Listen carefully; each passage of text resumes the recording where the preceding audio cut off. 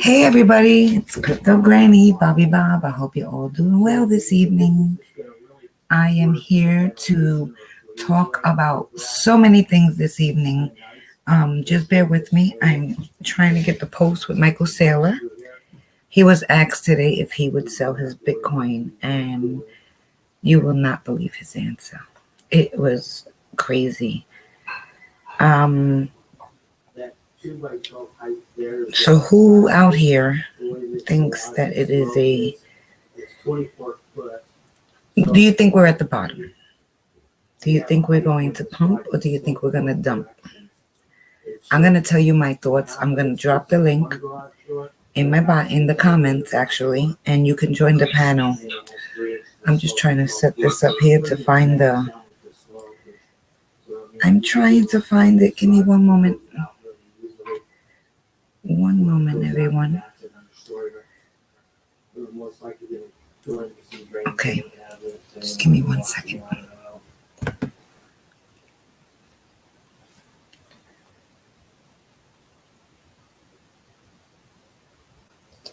All right, so where are we? So Michael Saylor was being interviewed today, and he was asked if he will dump his Bitcoin. And he literally said that he's not selling unless. And when he said unless, I was tuned right into the camera, and he said unless the economy calls for it. I'm going to pull up the video to show you him saying it so you can hear it for yourself. You just have to bear with me. Okay, just stand by 1 moment.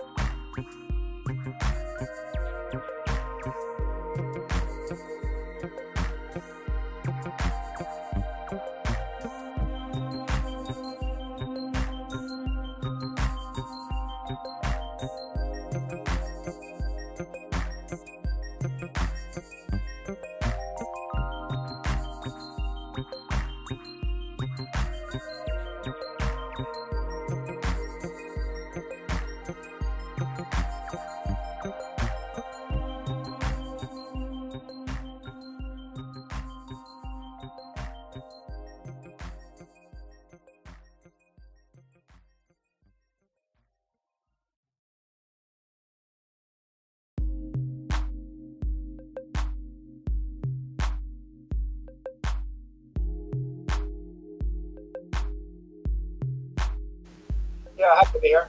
Yeah, same here. I'm looking forward to it. Okay, so I'm gonna. Get together on the marbles together. A few comments to each other. Wait to hear live.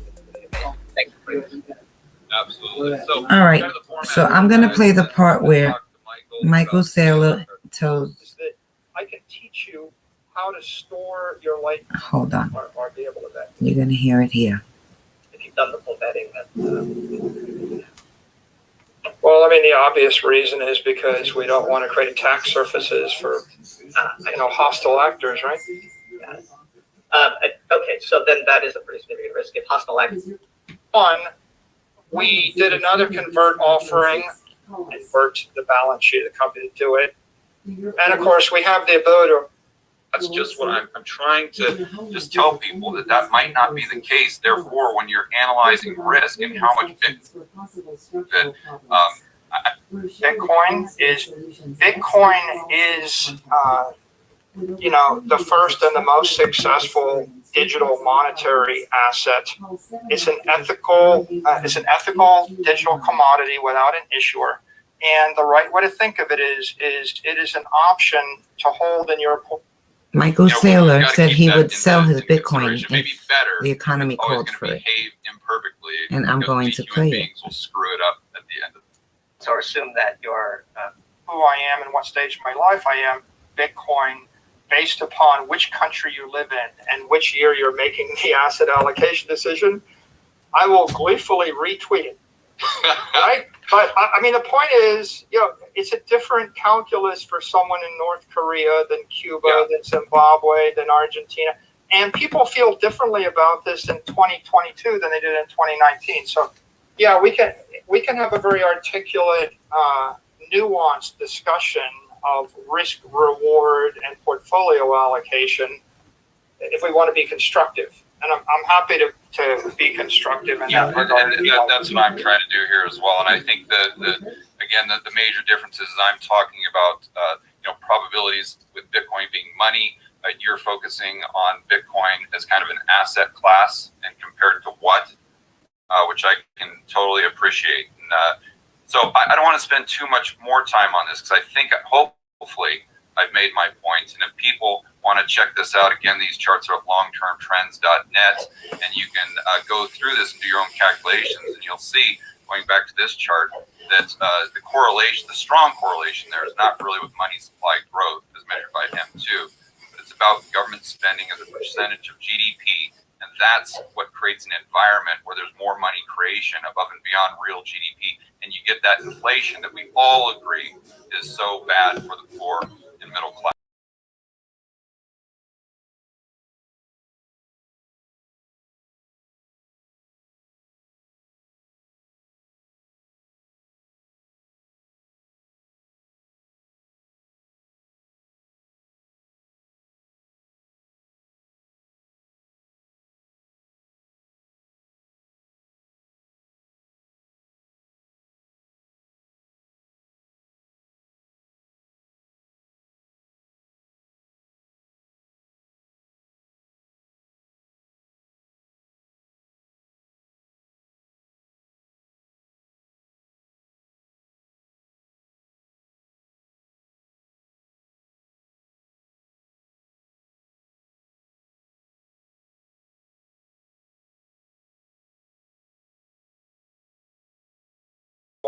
Digital monetary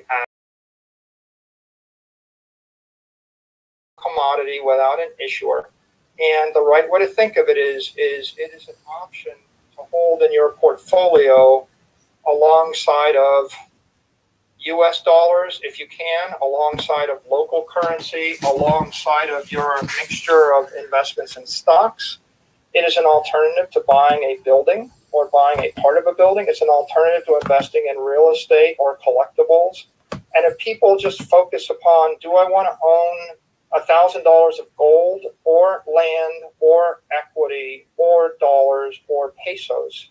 And how do I balance that depending on who I am and what stage of my life I am? That is the constructive way to engage on this, because I don't know how to solve the problems that the government has. And if we started down that road, we would be talking for 1,000 hours. All I know is that it's more constructive to ask yourself the question, do I want to buy $1,000 of Bitcoin, or do I want to buy $1,000 worth of a REIT that owns some apartment buildings, on the beach? And if you look at it like that, then there's an analysis there, right? And the answer changes depending on time. Like right now, the short-term interest rate is 4.7%, and a year ago it was 12 basis points.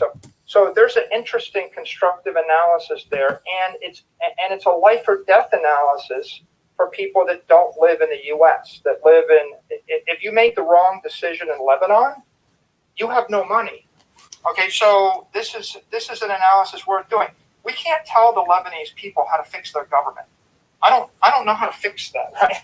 All I know is that I can teach you how to store your life savings in a digital asset that you have some semblance of control.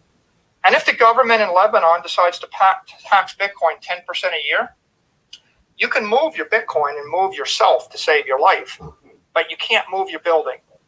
Yeah, and you can't go through an airport with a bunch of bars of gold.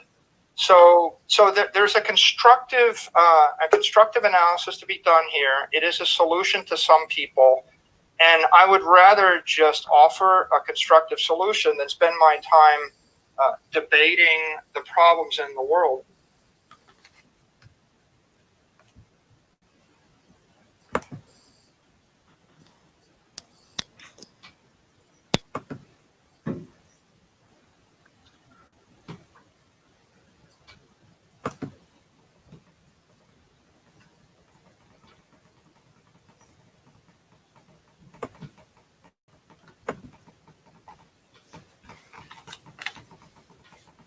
Of which there are numerous.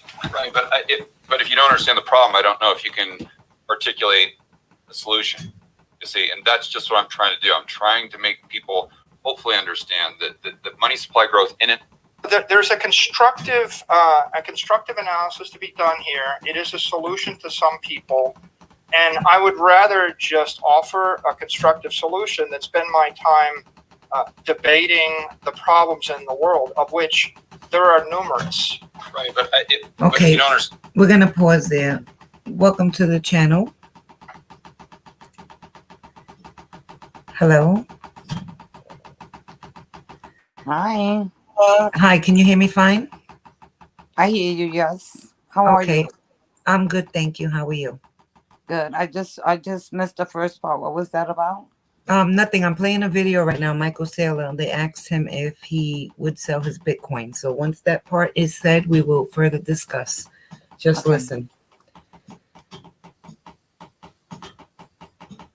And for those of you who don't know who Michael Saylor is, he's like one of the biggest Bitcoin maxis who's made such a big investment in Bitcoin, and his portfolio is truly, truly in the negative, but he won't admit it. Of which there are numerous. Right, but if you don't understand the problem, I don't know if you can articulate the solution. You see, and that's just what I'm trying to do. I'm trying to make people hopefully understand that the money supply growth in and of itself is not the problem. The So if Bitcoiners you would want to say, allocate time and energy to fixing the problem, don't Yeah. allocate it to 21 million or a fixed money supply. Allocate it to shrinking the government. the Bitcoiners would say the problem is that individuals don't have a way to store or save their wealth. That's the problem that Bitcoin is addressing. And Bitcoin is an engineered network to offer people a decentralized, permissionless, open, ethical way to store their wealth over long periods of time. It doesn't solve a bunch of other problems, but it is engineered so that people have the option to trust a bank in cyberspace run by software instead of trusting the Lebanese bank or the Argentine bank. That's what we can accomplish. All right, Michael, I sincerely appreciate it. That was a lot of fun. I'm going to hand it over to Doomberg. I've got one thing that I will say in closing. I say this all the time in Twitter, and you can disagree or agree with this. I always say that if Bitcoin is perfect money, which I hope it is, even if it is, it's controlled by imperfect human beings in an imperfect world, and therefore, inevitably, it will be imperfect. That's just my attitude. That we've got to keep that into consideration. It may be better, but it's always going to behave imperfectly because because we human beings will screw it up at the end of the day. Hey, great discussion, guys. Really enjoyed it, Michael. Appreciate the Okay, opportunity. I went Thanks for through coming. and You I want me actually, to keep, I think you want me hold to on. keep those charts up to reference some of those with Doomberg, don't you? Some of the ones you had in I the email. don't think we'll need them. I'm pretty certain. hold on, I'm going to have to For go back. assets out of the system that's Just bear with me one collapsing moment. into a system, You can hear him, percent right? interest Yeah. when you're deciding whether you should pay off your mortgage. Really matters is this money supply growth relative to real GDP. So for Bitcoiners or gold bugs or Austrians, if you're someone that understands the evils, which you point out very, very well with inflation, you've got to not necessarily focus on Bitcoin having a fixed money supply, but you more so have to focus on what produces real GDP growth. And the conclusion that I have come to over and over again is this next chart I'll show you. And that's government spending as a percentage of GDP. So you can just track this, and as this increases, and you can go from the 1870, that 30-year time period between 1870 and 1900, go from 1930 to 1960, 60 to 90, 90 to where we are today. And as the percentage of government spending, government spending as a percentage of GDP increases, real GDP goes down, which makes sense. The productivity is going down. Therefore, when you do get those increases in M2, it translates. He's going to say that chart is consumer old price as a inflation. reference. Watch. So my point here is that a lot of the people in the Bitcoin community will say, well, Bitcoin has to create deflation as an example because it's just math. It's just math. It's just math. There's only 21 million and the government can't create more. But that's not what's important, because if we moved into a Bitcoin standard where, let's say, the government revenue was still 18%, which is maybe it would be, maybe it wouldn't be. It's far less certain. Then we could have an environment where although we have a fixed money supply, we still have consumer price inflation. So what are your thoughts? Yeah, so I mean, when we talk about Bitcoin standard, I think a family, an individual, or a company can adopt the Bitcoin standard. I don't think we're anywhere close to a nation state adopting a Bitcoin standard. And what it really refers to normally is people focus upon accumulating and storing their wealth in sound money, and they view the Bitcoin as the soundest money. With regard to inflation, I mean, there's three theoretical sources of inflation. One is acts of God. If there's an earthquake and you live on an island, or a tsunami and you live on an island and ships can't get to you and there's a shortage of food or fuel, you're going to have inflation on the island. It has nothing to do with monetary policy. It has nothing to do with political or fiscal policy. It has nothing to do with any policy. You just got struck by an earthquake.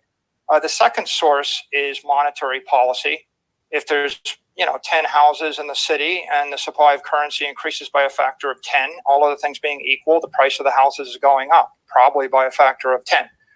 The third source of inflation is public policy.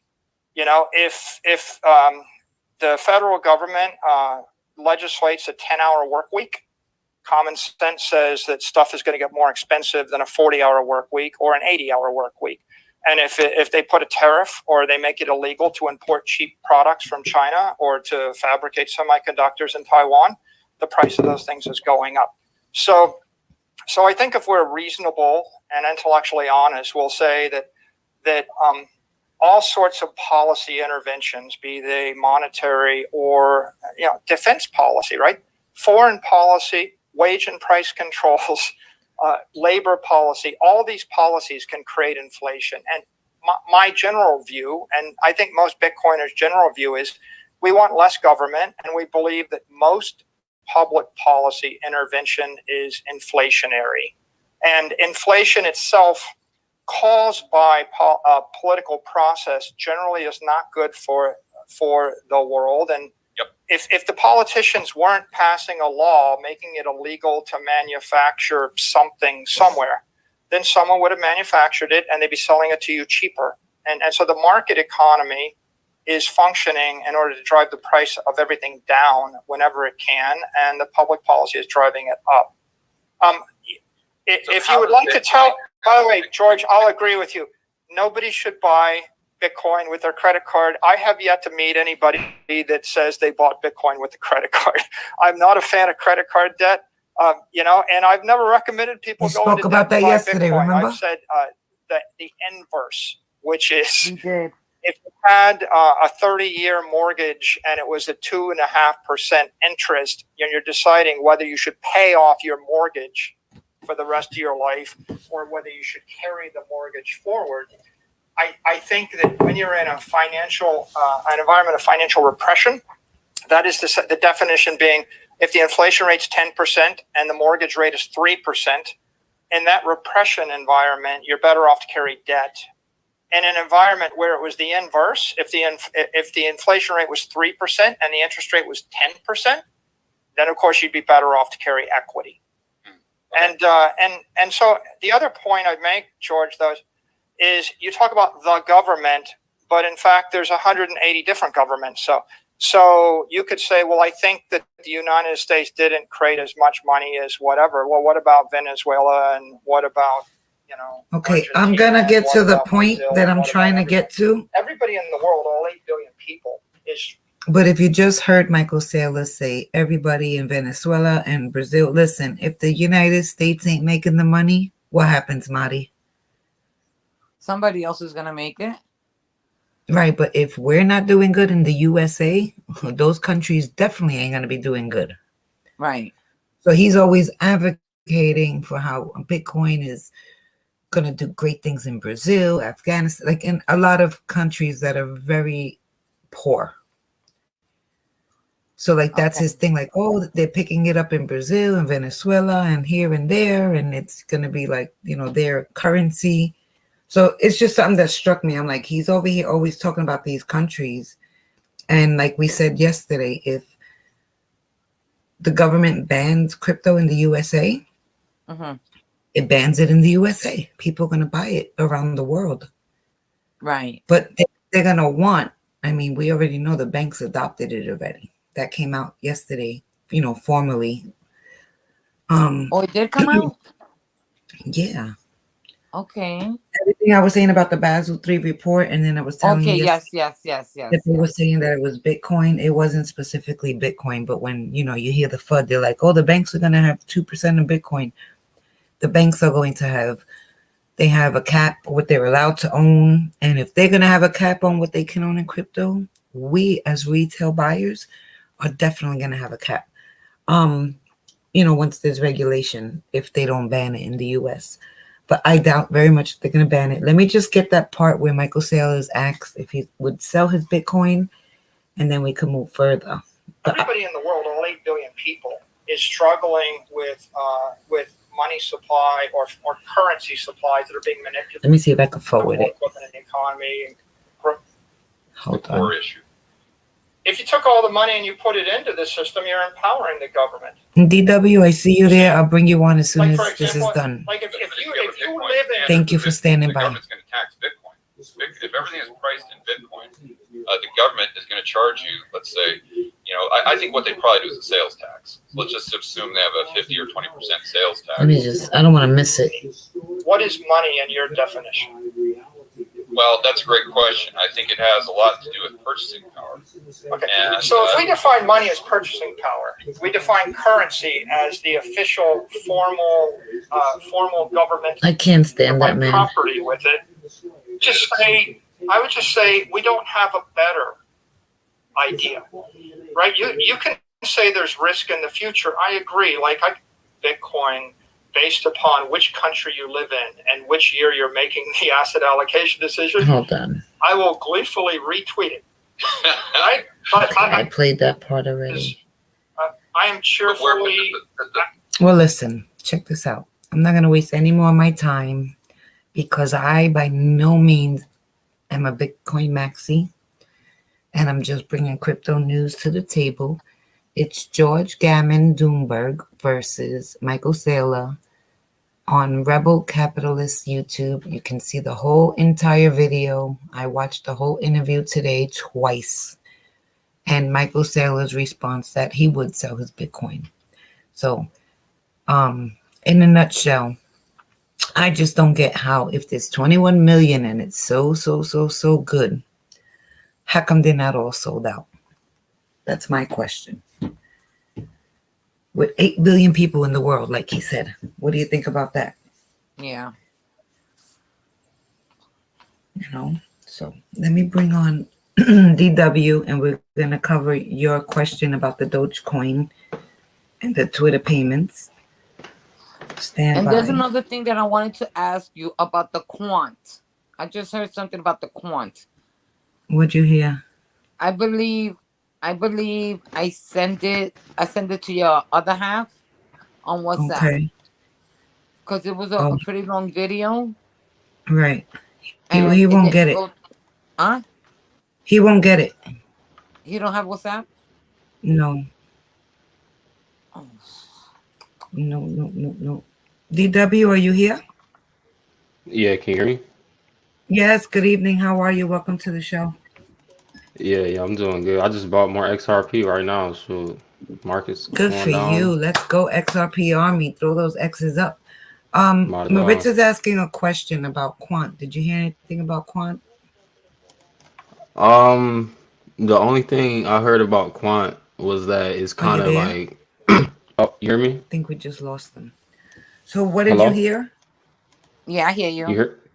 Yeah, the What only did you thing hear? I ever heard about quant is that it's gonna be like some interledger mechanism between multiple blockchains, and that's pretty much all I know about it. Um, let me look for it. Let me see if I see it again. Give me a minute. Oh man, it didn't go through. It says, let me see.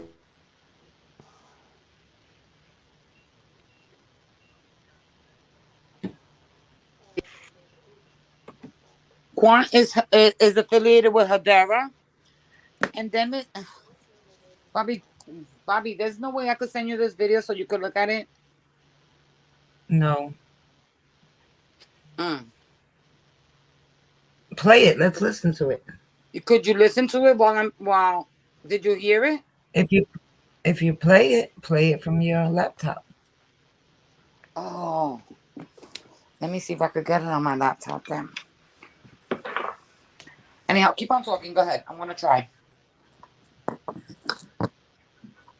Go ahead, keep on talking. So DW, okay. I'm gonna listen to my co-host. I have to keep on talking. DW, so you just bought some more XRP? Mm-hmm. Okay, that's a good thing. Do you think we've seen the bottom yet? Um, I'm looking at the chart on the 4 hour, and usually when you see these very long wicks at the bottom of these red candles, that indicates that the selling pressure is decreasing. So it might be near. I'm not sure, but me, What do I you just think? I know you don't huh. care, but you're just long-term holding, so that's a great thing. But what do you think, like in your prediction? We know it's just a prediction. What do you think the bottom might be? Um, let me see.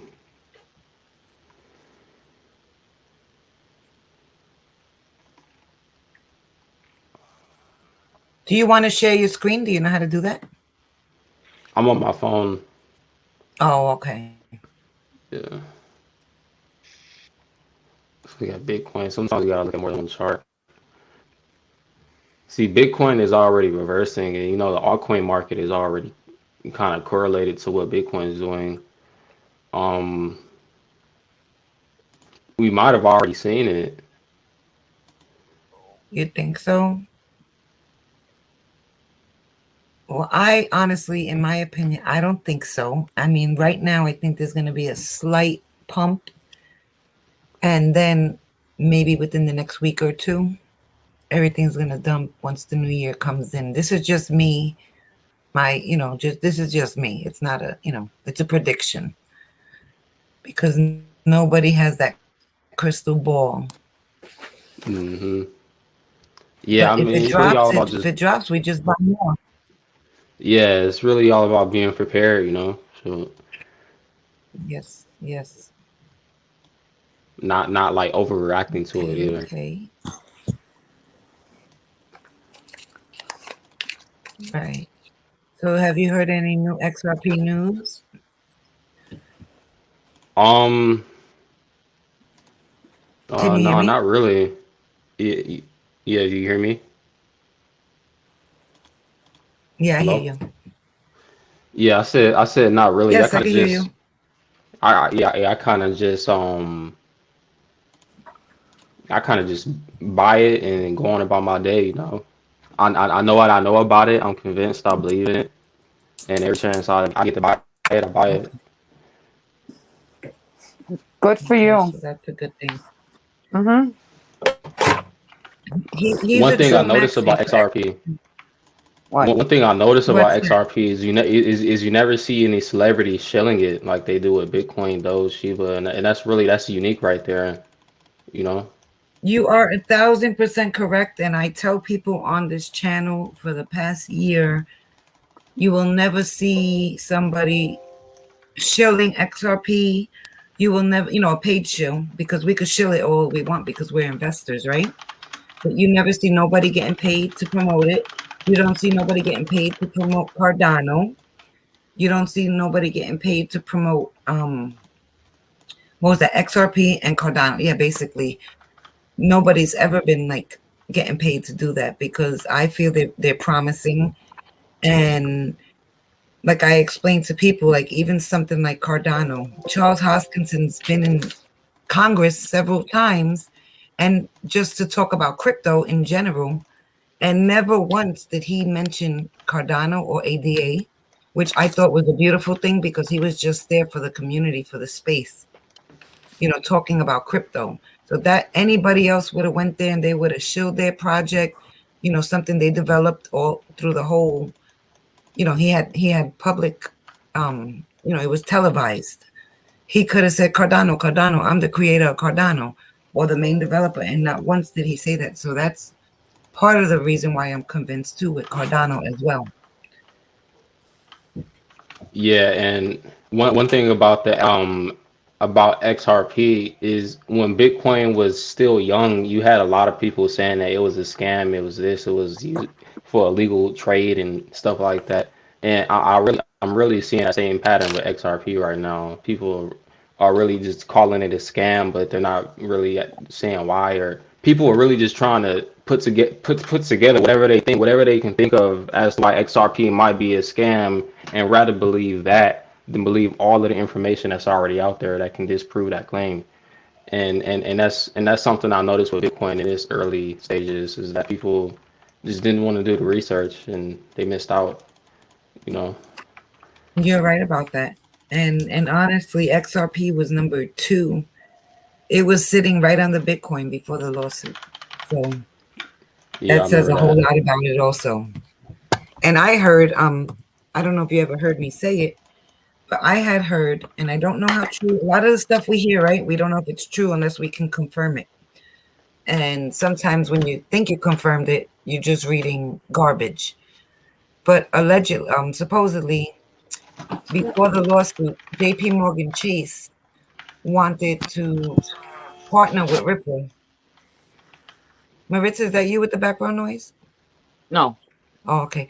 They wanted to partner with Ripple, and Ripple wouldn't do it, or whatever the case was. And then all of a sudden, coincidentally, and it makes sense, here comes this lawsuit through the SEC. They said no to JP Morgan, but yet JP Morgan is buying XRP. They're working with the Basel III project with XRP and other cryptos for the CBDC and the stable coin.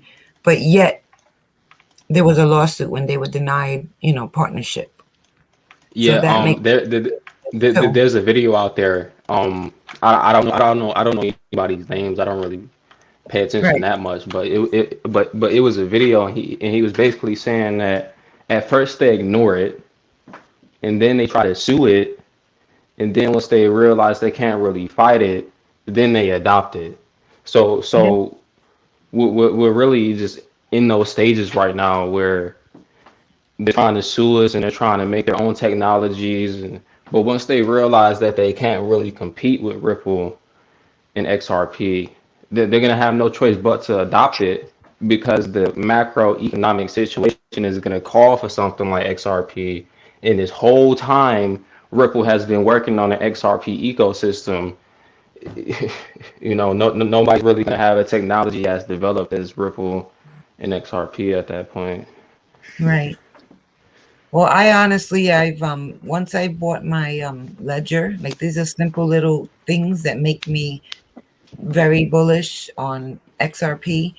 Just moving, like even on my test runs, anytime I moved XRP, it was like quicker than instant. Like I can't even tell you a millisecond, like so fast that the very first time I moved it, I told my husband, I says, "Oh my God, this thing is done." Like the minute I touched that button, it was already where it had to be.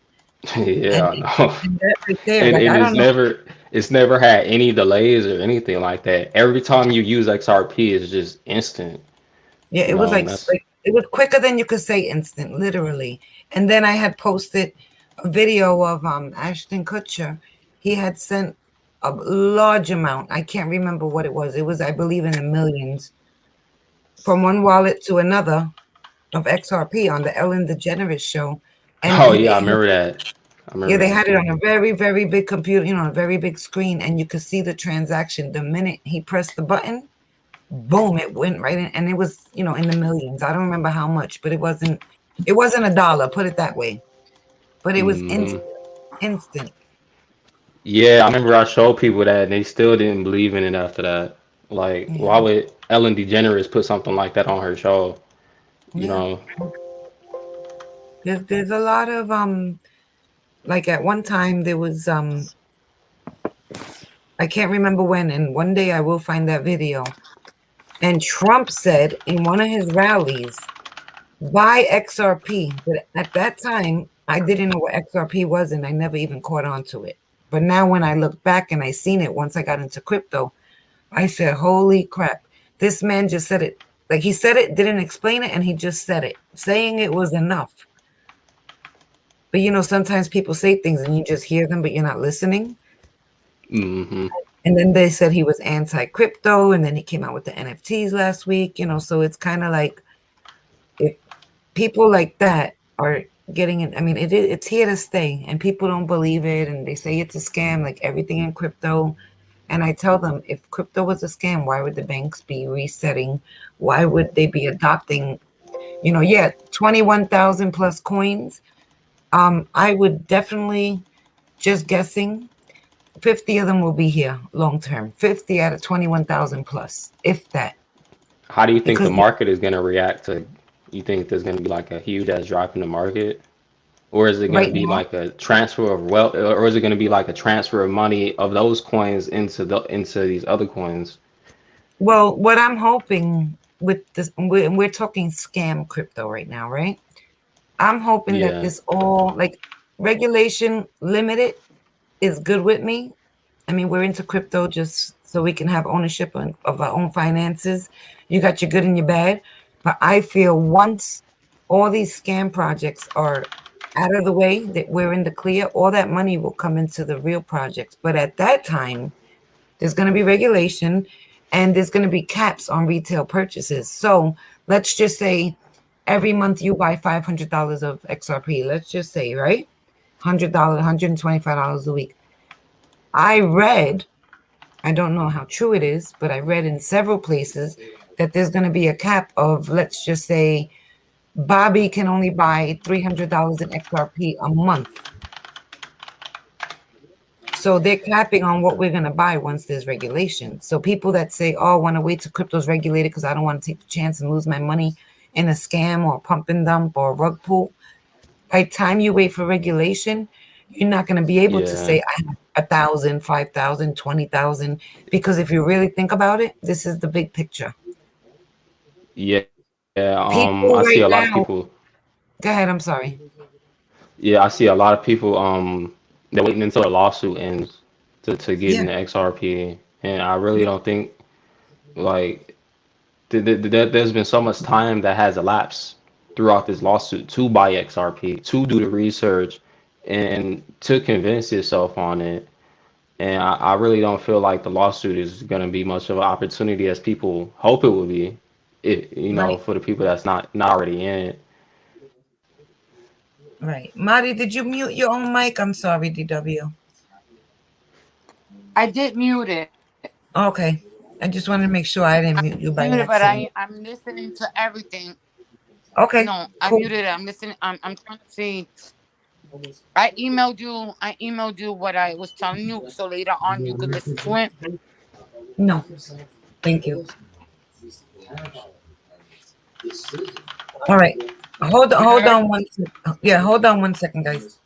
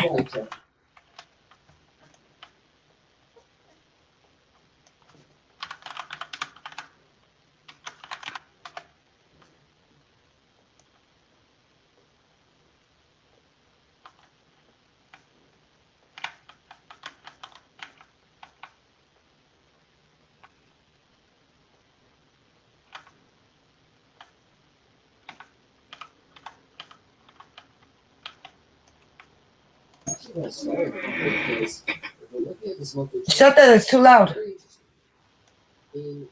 I'm sorry, everybody. So, what I was thinking was last night I had a thought in my mind that just popped in my head. And you know how Coinbase just the wallet delisted supporting XRP? Hmm. Uh-huh. So I was thinking Uphold now has this thing where in New York you can't buy it. They said sell it or trade it, whatever. I was thinking, let's say XRP, because it's gonna happen overnight. Let's say XRP just all of a sudden just freaking we wake up and it's $5, whatever. It moves, right? How do the people or how would the people in places like New York cash out? Because there's limited places where they can trade, right? Are you following me? Yeah. Hmm. So I was thinking, I'm like, it's kind of a sign that XRP is going where we want it to go. And we already know this because we invested our time and our money in XRP. But let's just say I'm in New York right now, but my wallets are connected to Puerto Rico and Florida. So I can do more trading than my girlfriend, for example, Maritza, who has her wallet registered to New York. And all her exchanges are on, New Check, York. check your messages. No, that one is Puerto Rico. Oh, okay. Mm-hmm. So, I just realized it today. okay, good. So basically, my point is they're making it harder for so many people. Like all of a sudden, um, Coinbase wallet is no longer supporting holding XRP. But yet I posted a video last week where Coinbase told me, and it's on this channel, you can watch it, just look for it. Coinbase operator told me that they're going to relist XRP. And I says, really? And she goes, yes, we are. I says, but why are you taking it off the wallet? She says, I don't know. They just told us we have to remove it, that we're no longer going to support it. And Coinbase gave like a 2-day notice. It was like this, like you got to get your XRP off the Coinbase wallet. By Most people December don't. 5th. Yeah, most people don't have their XRP on an exchange or a hot wallet. And I recommend everybody who does want to hold their crypto long term, get it off the exchanges. And that's the first thing you need to do. But I'm just wondering how people are going to come out of the XRP on an exit if they're in a state like New York. Like, how would they do that? Yeah, that's a really good question. I actually saw this document. Um, I think it was from HSBC, one of those banks. Right. it was dealing with prohibiting the sale of crypto assets held by retail users. You And see? so yeah, they definitely want to, but they definitely want to, you know, stop us from trying to make the money. But the key Because here they is want it. the key here is retail. Now, you can start a financial institution provided you have like financial licenses. I have some. I have a Series 65. It's for a registered investment advisor, and with that Oh, nice. license you could, and with that license you can start uh, a company that does investment advice. Even if you don't do the investment advice, you could start the institution, and it will be qualified as an institutional investor at that point. Right, and that's 'Cause- where you'll have to probably get a bit license, right, to purchase crypto as an institution. yeah, Right, yep. So because I know that I think it's all about playing the game as an institution rather than retail. Just learning how to do that. that's interesting. And when did you get this article? When did you read it? I actually saw it on this one YouTube channel.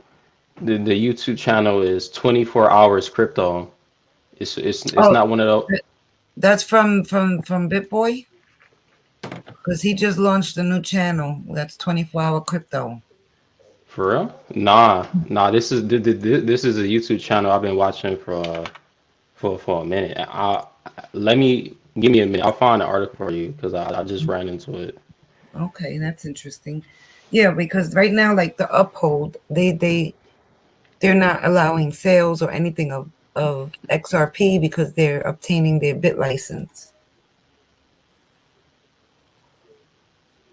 But which is weird too, because just a week ago, anybody and everybody could buy XRP on Uphold. Now all of a sudden, they're waiting for a license.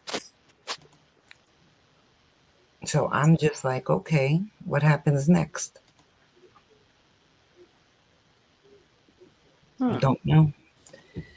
Interesting. So right now the market is having a little pump, very slight pump. Bitcoin is at 16.7. Ethereum is at 11.90. It's okay. Ethereum's at 11.90, which earlier it was playing around 11.60, 11.70.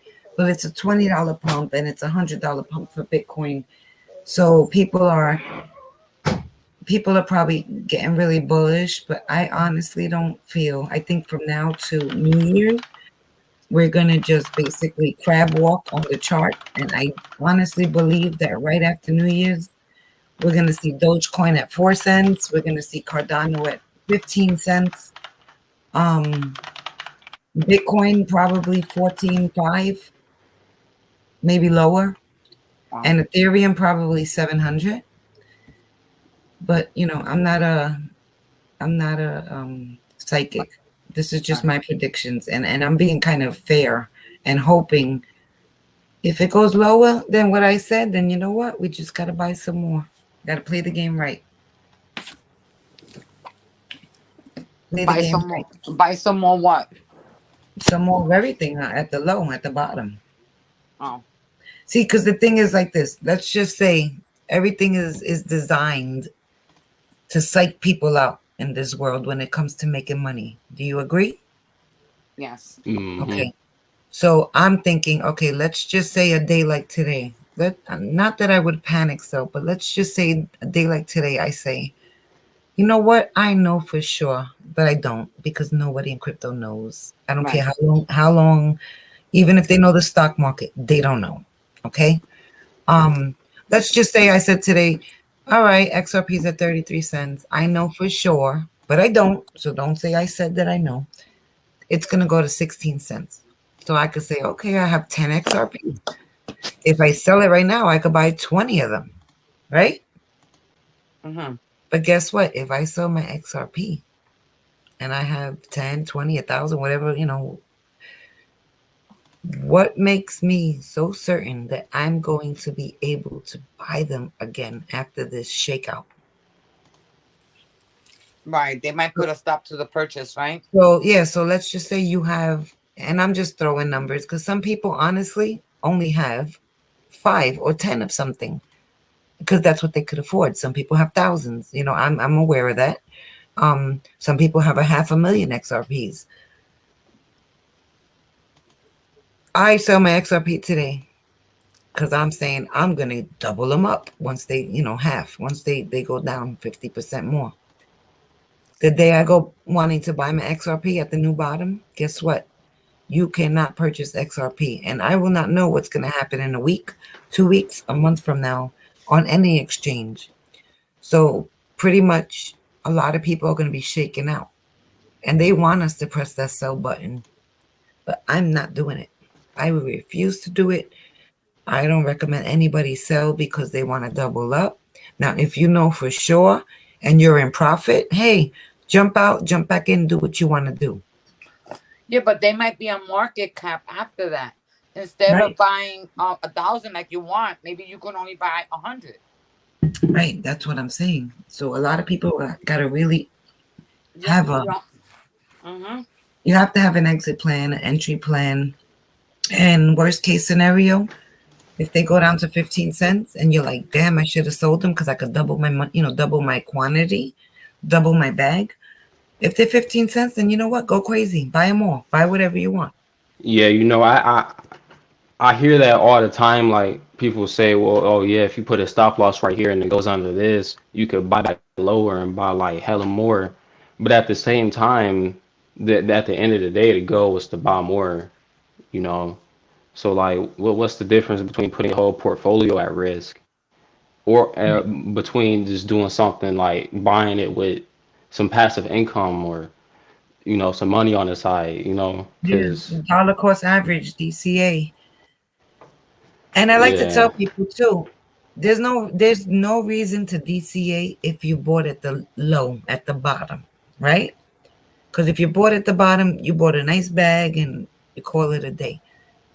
DCAing to me is kind of like, oh, your dollar cost average, bring your average down. You still spent XYZ on it.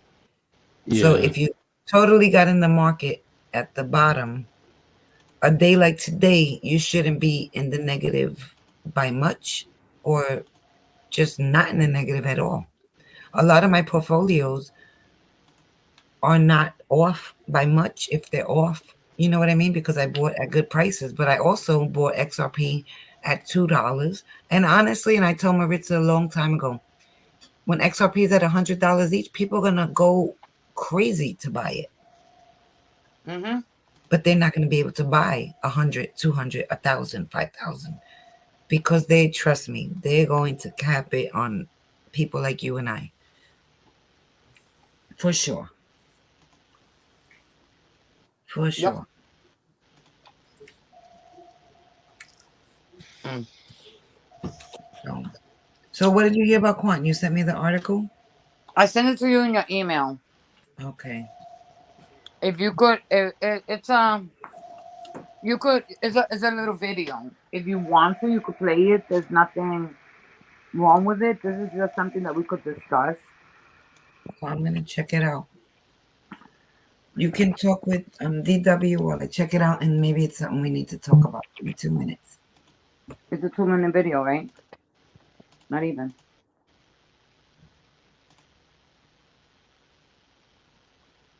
I found it interesting.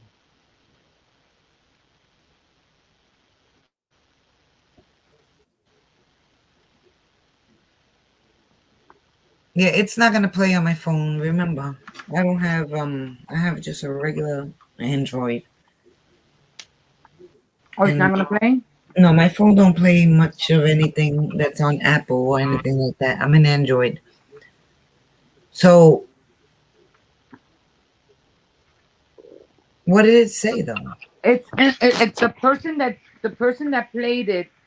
His name is I can't. It's on TikTok. Oh wait, Um, maybe. crypto. I can't figure out the middle, but then Oh, hold on, but the 2 or 3 letters in the middle is hold on.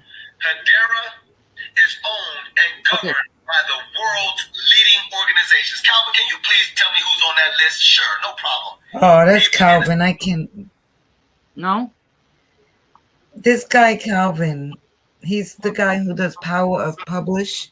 Okay. He talks all the stuff we talk. He talks great information. Are you familiar with him, DW? Mm-mm. Okay, his name is Calvin Hill. He's I'm guessing he's about my age. He's a black dude. I don't know where he's from. Very nice, very informative. But then he hits you with the buy my brochure, buy my program. Oh, this one just say none of that. Okay, but this is what I'm just telling you. Oh, He is, like I said, you'll get the same information that I'm giving here. He don't open up for discussions, but he sells products to people, and he has stuff that's from $20 to $200, which I don't think is fair. All this information, all the stuff we talk about on this channel is just research and community. okay. And like I like this is what I like. I'm glad you brought this up with Calvin. Give me 1 second. I'm like caught up here for one moment. Talk to DW. She's a hot mess.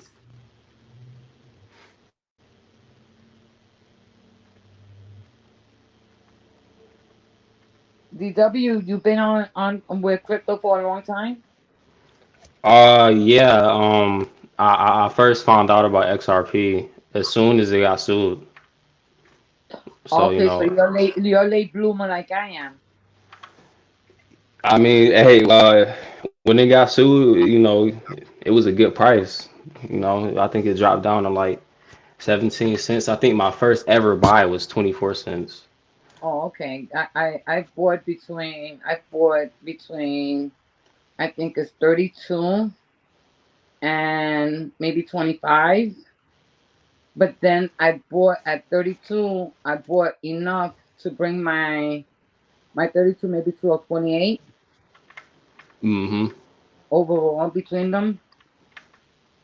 So it's not bad. Yeah, as long as you buy it, that's all that matters. Yeah, we this pandemic that we're going through, it opened personally my eyes a lot of different ways. Yeah, yeah. This pandemic was it was they did that so they could bring about this new system because ever since the pandemic started, people really aren't using cash anymore. People are sitting at home, they're using their credit cards, they're using online payment methods. So, Mm-hmm. it was really a way to prime people and to condition people for, what's coming. Ah, okay, so you're woke. Yeah, I guess. Huh? No, meaning that there is a different system than the fiat that's coming. Yeah, yeah, definitely. Yeah, It's but you see, already, huh? a lot of people that I'm surrounded about around, they are in denial. They actually think I'm a little nuts because of all this.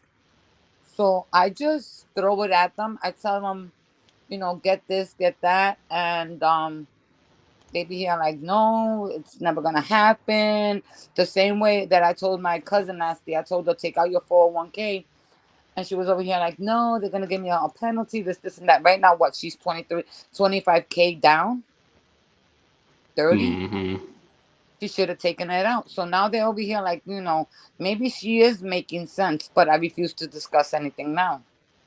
Yeah, I I just think don't want to hear it. I think the traditional assets like stocks, bonds, ETFs, mutual funds, I think all of those are going to be tokenized in some way, where the value of those securities are going to be sent through tokens and on top of ledgers. Because when you sell a stock, you have to wait 2 business days for the funds to settle, and XRP is all about settlement, Right. you know. Quickly. So it's really this new step. It's really this push forward, and I remember this commercial, man. It was my money. I think it was State Farm. It said, "It's my money, and I want it now." That's not really how money works in today's world. You gotta wait all this time for your money to go through this process and go here and go there. Like, why can't I just send it from A to B real quickly? And as soon as I found out about XRP, I started to understand that a lot more. But yeah, you know, it's really easy to understand because I've told people like that are in the stocks, like, you know, how you have to wait 2 days for funds to settle and stuff like that. As soon as these cryptocurrency assets have regulation and are given a green light, it's going to be instantly, you Right. know, What? and that's not something they can really comprehend because, like, you No, know, I no, think, because they're listening to Amazon. They're stuck in their old ways. They can't foresee the change that's coming. yeah, like by the time they found out about the stock market, it was too late, you know, and Yeah, and and that's kind of how it's gonna be when they found out about crypto, you know. So yeah. A lot of my friends, my family, um, they just don't understand. They don't understand, and they keep on with the fiat. I told my brother he took a 20K loss on his 401. He goes, I'm not worried about it because it's gonna lift back up, this and that. I was over here like, how about if it crashes? yeah, I don't know, you know, the stock market, We, you know, my parents and my grandparents still talk about the stock market, and you know, one thing I've learned is that if everybody else is talking about it, it's kind of too late, you know, right. and and that's kind of what draws me to stuff like XRP and all these coins. You really have to sit down and do research on. Like, you look up XRP, you're not gonna have all the answers. You know, No, you really gotta look at all these documents and stuff like that. You know. that's where me and my Joe, we're forever friends. We're technically family because after 30 years of friendship, you're family. Um, and she's the one that put me up on this. So I said, okay, fine. I have it. You understand? Everything is paid. I'm good. You understand? If I take a L, it won't bother me. Hopefully, I won't. So we kept on. And then I was over here, like, and she's talking about one thing. And while she's talking about it, you see me in the background on my end getting a little bit of them, whatever she's talking about. Because I know she does her homework. Hmm. Her and her hubby, they're very savvy. Very savvy. They do their homework. They'll stay up to 2, 3, 4 o'clock in the morning, and they listen to things. They talk about it, and then the following day is like, oh, yesterday me and hubby were talking about this, and then they analyze everything, and she looks into everything. They were just taking up what was it? The dabble one, dabble two, dabble or dazzle, dabble Yeah, whatever. Basil. The She was talking Basel, about this 3 weeks ago. the Basel 3, Yeah, she was telling me 4. this about 3 weeks ago, 1 month, and it just came out recently. Yeah. She does her homework. She really, really, truly does. I You know, I try, I try, but with crypto, I tell everybody you have to keep researching, especially if you have your projects, all different projects, because from one minute to the next, we can get off of this live and an exchange could be down or something could be pumping or dumping. Like, we don't know. Like, you constantly got to keep your eyes and read. And the thing is, you get so much wrong information. Yeah, a mm-hmm. lot of people are just taking what they heard from other people and twisting it a little bit. And that's kind of why I don't really, I really keep my sources small because a lot of people are taking regular information and adding hype onto it to get views and stuff like that. You know, I don't, But you you saw what know. I just did. I asked about something that I heard. Yeah, and that's So Hmm. good. You have to ask questions. so now now once this live is over, that's gonna stay on her mind, and she might listen to what I sent her. She just doesn't want to listen to it here. Right? No, I actually listened to it already. Uh huh. And Um, it's good. H bar is good. Quant is good. But XRP is better. I understand that, but you saw what it says, that it's gonna be the middle of the way the payments are gonna be going or whatever. The what? I'm sorry. Like the middleman, how the technology between everything, if I'm not mistaken, the quant. Yeah.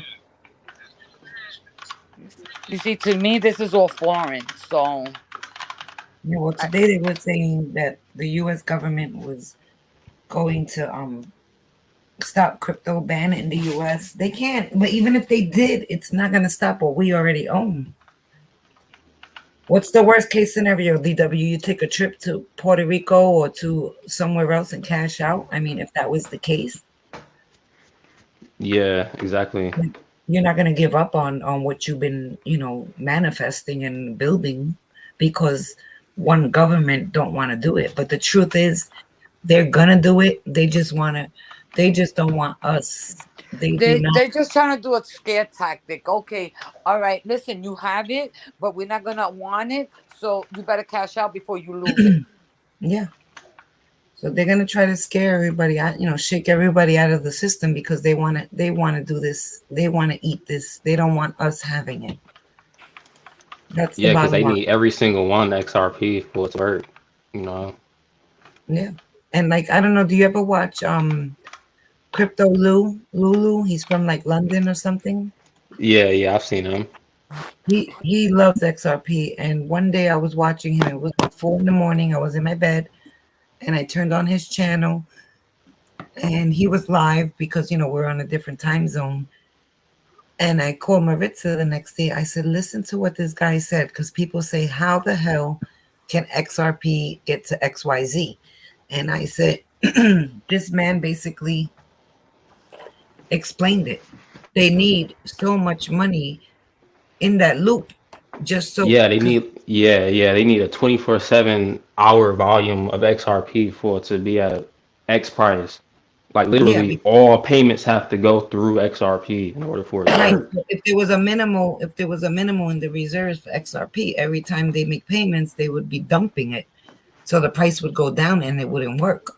So when Hmm. they did the whole breakdown, like the math, and it made a whole lot of sense. And then with the Basel 3 and Basel 4, the Basel 3 takes effect January 2023.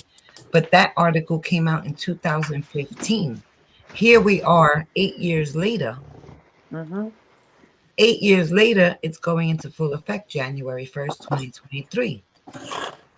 Then they go to the Basel 4. And with that article and that literature and all the charts, they showed how the banks can hold 2 point something billion dollars in crypto. Just the other day, everybody was saying it was for Bitcoin only. It's not Bitcoin.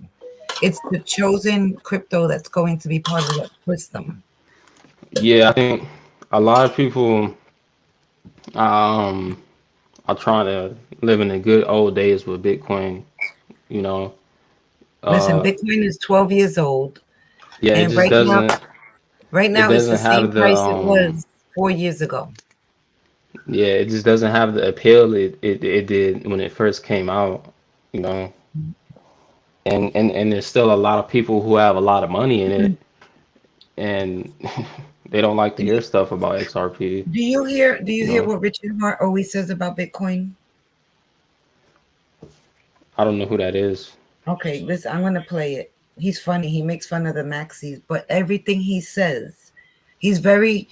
Richard Hart is the owner of the Hex community and Post Chain, and everybody said his coin is a scam, and that's something that I'm invested in also. And he don't pay nobody to shill. He has a great community. Everybody calls themselves Hexicans. Then he got like Post Chain and Post X that's supposed to launch very soon, and he always does. He got into Bitcoin at $70, I believe, right?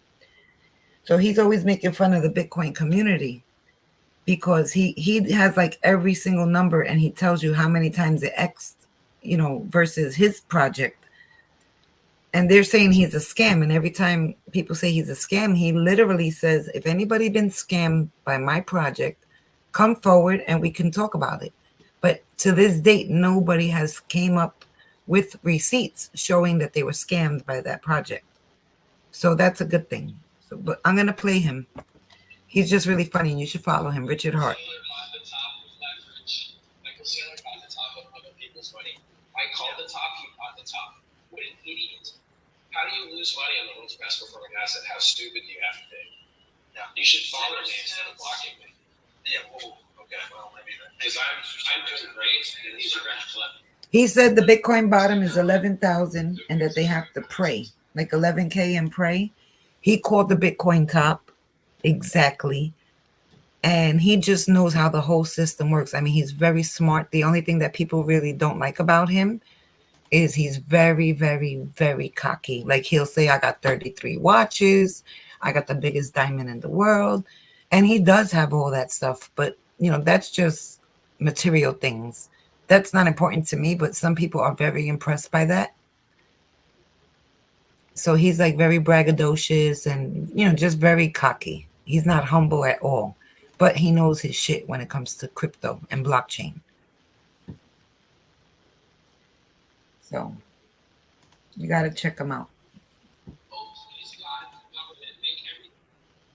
He makes fun of Bitcoin maxis. He says they're always praying that everything else fails and that only Bitcoin survives. So them Bitcoin maxis could be a little arrogant, but he's right. Can you all hear me? Yeah, I hear you. Okay. I hear you also washing dishes. Oh, nice. Nice. So that's it. Let me see what the market's doing. I'm going to probably cut this live short. So right now we're at 16,711 with Bitcoin. Ethereum's at 1190. XRP's at 33. And it has in the past, let's see. Nah, it's not doing too shabby. It's number 7 on the chart. I believe it's going to be number 1 or number 2. I believe it's going to remove Bitcoin and Ethereum. Cardano's 25.5 cents. Polkadot is 456. Chainlink is $6. It got a slight pump in the past 2 hours. XLM is 7 cents.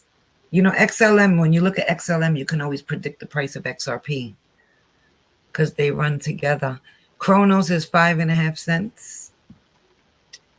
And VChain is 1 cent. 1 cent, yep. And HBAR is 44 cents. 4 cents, I'm sorry, 41 cents. ICP is 356. And let's see what Sandbox is. Where are we? I can't even find it. What's going on? Sometimes CoinMarketCap has all the wrong information on it. You can't believe everything you read. Why did I pass it up? Wow, look at that. ApeCoin is $3. Everybody was asking me when it was $20 if they should buy it, and I told them no. And I hope they listened. I hope they listened. I can't even find Sandbox. Okay, Mana is 31 cents. What the heck is going on here? All these stable coins are going between $1 and $1.03, which is crazy. Oh yeah, what do you think about Tether? What I think about Tether? I really don't even think about it, honestly. I stay away from it. If I have to use a stable coin, I like to use USDC. Yeah. And trust me, I'm scared of everything that's not in my, possession. Anything that I'm not able to possess, I'm pretty scared. Maritza and I bought the Trump NFTs on the 15th. for $99 and they 10x, and then now they're like 2.5x. Right there under 300 now, Maritza. I haven't I haven't checked. Let me When I see. checked when I checked earlier, they were like 200 and change. Let me check. Hold on. I wish you guys put some icon pictures on your Okay, next time. both of you. You too, DW. All right, hold on. Maybe one day you'll show us your face.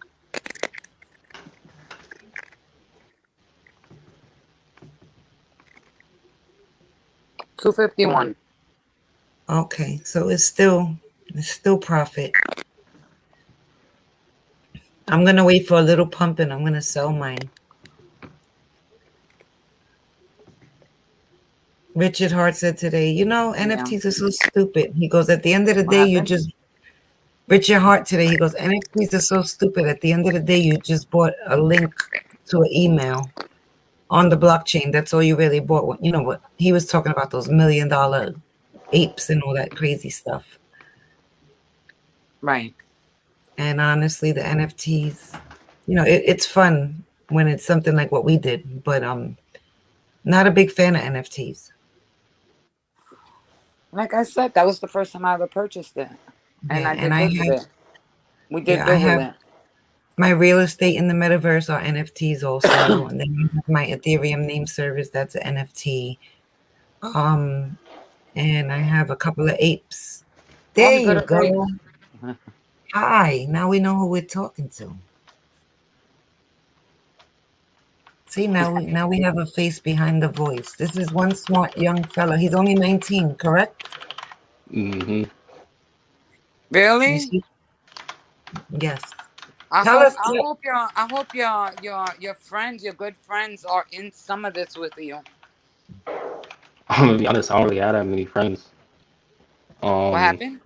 I said I don't really have that many friends, honestly, because I mean, I did when I was in high school. I finished high school when I was like 15, I think. Um, I don't know. I was a bit of a nerd, like you know, the one who sits in the back of the class. Nobody really wanted to talk to and sit. Because I knew at that time that like something just told me like these people, a lot of these people ain't gonna make it in life. You know. I have a quick question. You could answer if you wish, or if you don't, you don't. You're from the East Coast, West Coast, what? Yeah, I'm from the East Coast. Okay. Yeah, New York nah, I grew up in Detroit. Detroit, or Michigan? yeah, Detroit is the poorest city in America, It's and bad out there. You still live out there? I don't live like in the middle of Detroit. I live like Oh, about 45 a minutes from suburb. it. A suburb from Detroit. Oh, okay. So stay to what you're doing, cause it is crazy out there. Yeah, people out here, you know, finding people out here that appreciate somebody like me is real hard because people out here they want to sell drugs, they want to be flashy, they want that materialistic stuff, and I know from experience and family that have done that type of stuff that it's not the way to go in life. It's only it only feels good for a moment, you know. No, So yeah. with that life, there's only a couple of things that could happen. You could and get locked up for a long time. You could be 6 feet under. If you're smart enough, you could make your money and move on, and then do a legitimate business, or else you're gonna be a prisoner to that life. Yeah, exactly. Yeah. Mm. I personally don't know you, but I'm proud of you. Yeah, man. I came up. Yeah. Honestly, I had a rough start in life because my parents had me when they were teenagers, so it was a bunch of chaos when I was growing up. But you know, the They did my something fa right. yeah, yeah, yeah, my father's side of my family got a hold of me, and they're very structured people. You know, They did something right. I I yeah, I I'm amazed. I So I Why I don't you tell her? I'm sorry, Maritza. Why don't you tell Maritza because she didn't hear the entire story when we first met. What got you into crypto? Yeah, I was studying for my so I have two licenses, Series 63 and 65. When I was studying for my Series 63, I think that's when I found out about XRP. And the first thing they have you understand when you study these licenses is what is and what is not a security. Like right. that's something you have to understand if you want to get into the financial industry. And I never really had a plan of what to do with these licenses. I just know I wanted to know this information because Okay. nobody in my circle really knew how money worked. They never knew anything about stocks, bonds. They wanted to invest in the stock market, but they didn't know what a stock was. So I really wanted to get like the information, you know. Mhm. So, I'm studying these exams to tell me about, what is and what isn't a security, and then I run into XRP as soon as it gets sued for being a security. And it was like, hold up, I was just studying this information. So it Right. was like it was strange how things aligned. It was like I needed to understand that in order to understand XRP. And the Right. fact that I never knew about XRP when I was studying these licenses and this information, so it's pretty crazy. It led you to this, so it's technically fate. So what? It led you Yeah, to this, so yeah. it's like fate. It was Mm-hmm. supposed to be Yep. having the full knowledge of something that you're gonna be rich with. So And Yeah, how long were you? How long are you into the XRP now? it's been about from the lawsuit. What was it? It was like December 20th, 2020 something. So Okay, tomorrow would be 2 whole years. okay, congratulations, congratulations. Your timing was right. So you were yep, 17 when you started. Yeah. Yep. Wow, okay, you see At that's first, before that, I knew about Bitcoin. And me and my father, we knew that we could trade it. We knew that it was hot. Everybody was talking about it. But then I realized that, damn, there's all these other cryptocurrencies. How do I choose which one? And I found XRP, and I understood it.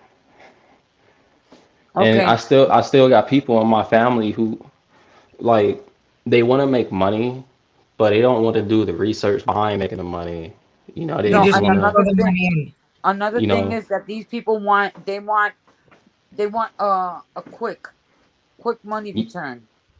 yeah, yep.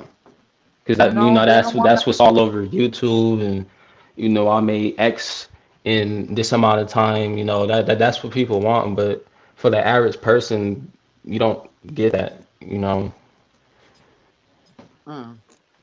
How long did it take for Bitcoin to get from where it started to the highest point? How long?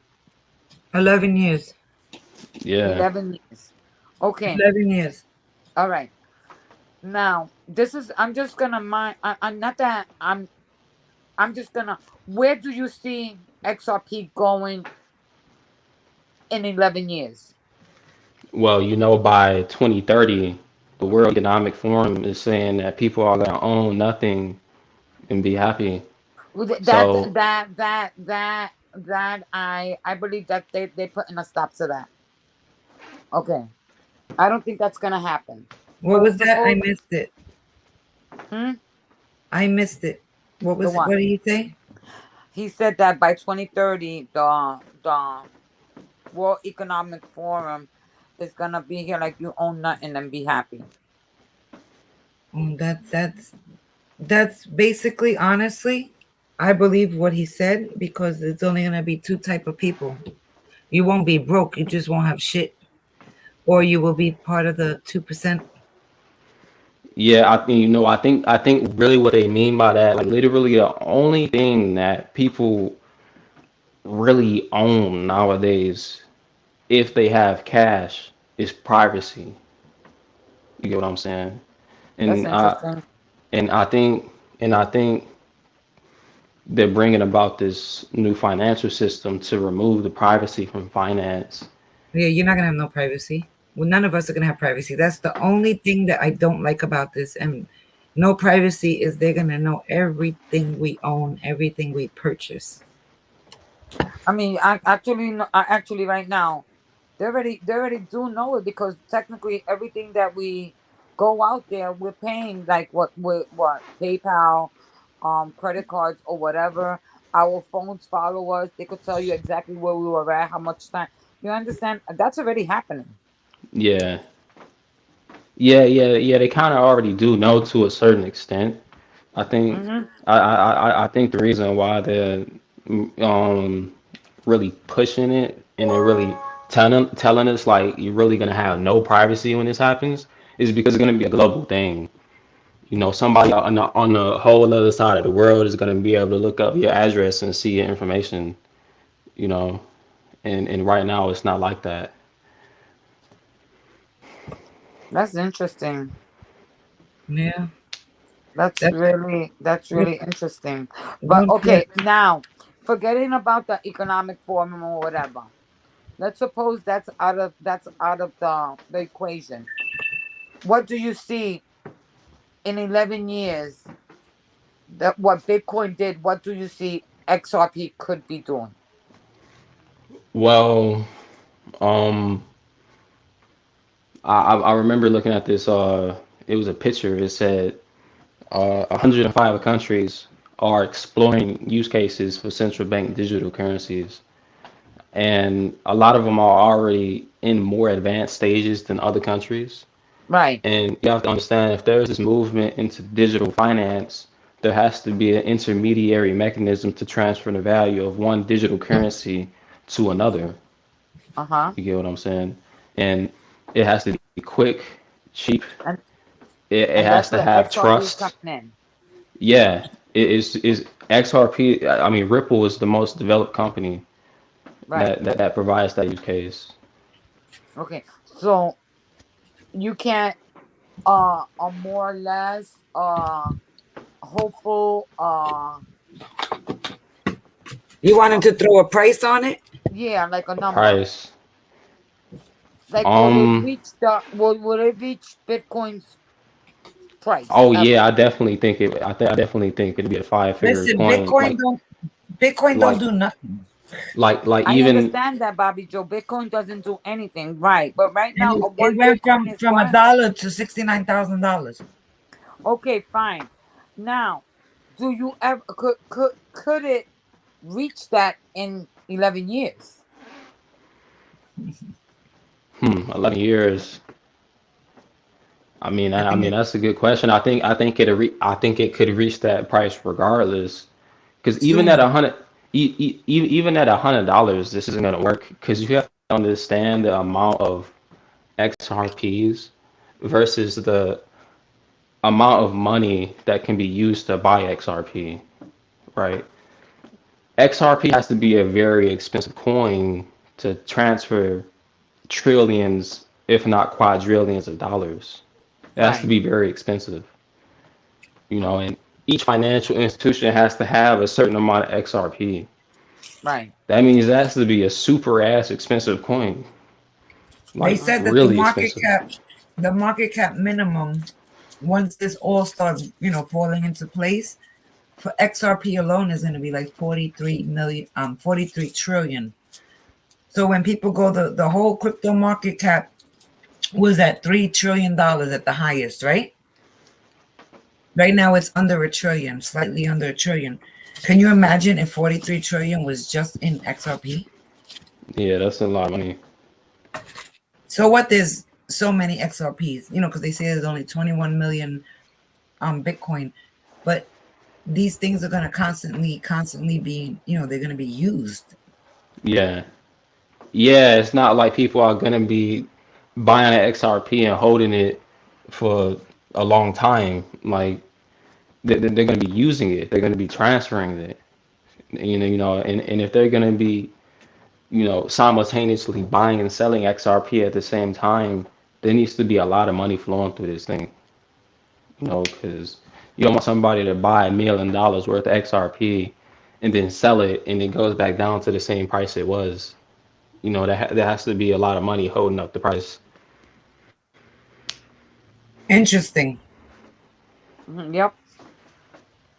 And why do you say like I know that that's your crypto, that's like you're a maxi, you're truly a maxi. Um,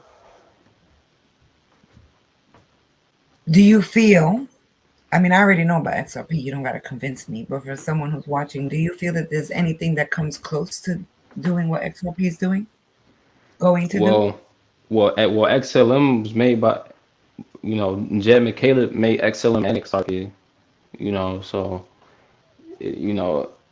XLM might have a share of what XRP does. You know, um, I'm pretty sure there's gonna be more players than XRP. Like that's that's like a fact right there. But I really think it's all about what is the utility that's being brought to this market. You know, I think that's what really matters. Got you. Interesting. So I like his point of view because he's coming from he's a youngin. yeah, if all the young generation were as bright and intelligent as Mr. DW, they'd all be in a great position when they're in their 30s. Yes. Yeah, for sure. Yes. But I'm quite sure he's not gonna be in Michigan no more. They have some great places in Michigan. Yeah, definitely up north. Yep. They have beautiful log homes there. I was just watching one of Yeah, those. yeah. The only thing wrong with Michigan is Detroit. Like every state has its capital, and Michigan's capital is Detroit, which is the poorest city in America. It's like, how does that even work? And it was one of the richest cities in America. Yeah, yeah. At one point, yep. What changed was, the automotive company began to move out of Michigan, and they began to lay people off and replace them with robots that could build the cars. Uh-huh. So, as soon as that happened, there was a lot of people that hit the streets to make ends meet. And that same thing is gonna happen with this new move into digital finance and technology. Artificial intelligence is going to render a lot of people obsolete. Like in China, they already have like robot waiters. They already have robots that could organize shelves and stuff like that. Listen, my And sister just got back from Japan, and even the sushi is being made by robots. yeah, Really? Yeah, and everything's on conveyor belts. Like there's not really human to human interaction. It's hmm Mm-hmm. crazy. and yeah, so and that's what the World Economic Forum wants. They want like billions of people to have absolutely no means to make money, because at that point they can give them universal basic income with strings attached. Yeah, just to get by. Yeah, right. And at that point, what anything the government tells these people, they will do if their paycheck is on the line. Like if these Yeah, people can just sit around and not do anything and get paid, the government has these people exactly where they want them to be. And if they tell you you got to do this or do that to get your next payment, you're gonna do it. You know, right. Wow. and that's where they want people. I've never seen that point of view.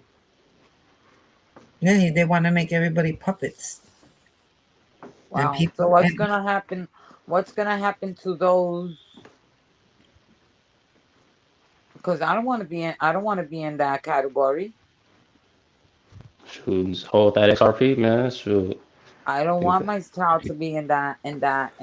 Um, if you want your children to have a fighting chance, you really got to get them in the technology, because thank you for saying that. Thank you for saying that. Preach that one more time. Okay, tell me, and where do you see?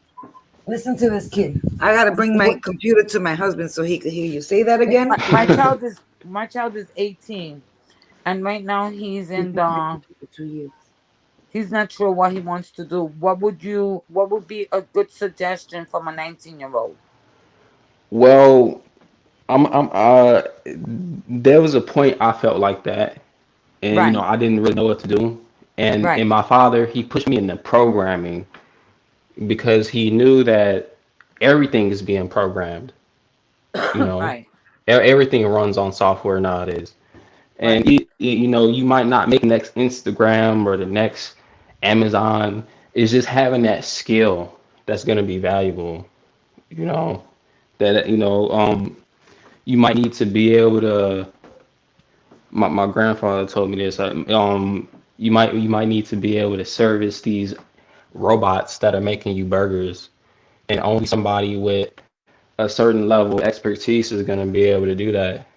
You know, artificial intelligence is really where the world is going. Like, employees are companies' biggest liabilities because you're talking about thousands of employees you have to pay thousands of dollars to. If you can get rid And of your medical employees, you can insurance save. and all this. Okay. If you can get rid of your employees, you could save millions of dollars. you know, so technology is really where it's going to be at. Learning how to program, learn as many programming languages as you can. You know, me, I built this software, and basically what it does is it takes somebody's social media account and it markets it all over social media to so it can build your audience up. And off that, I've made $20,000 just off programming, like stuff you could learn online right now if you dedicate yourself enough to it. I'm not the best programmer, you know, because as soon Uh-huh. as I found out that I could do something like that, I kept doing it, you know. But Mm, but yeah, if you want to know where to what direction to get your children into, knowing what direction to get your children into and having them actually do it is two different things. Like, one thing I noticed is a lot of people want to tell their children to be lawyers or be doctors or be what makes the money. You see that? Do But you see? I'm opposite from that. I be here like something that makes you happy, something that you're good at, something that has your interests.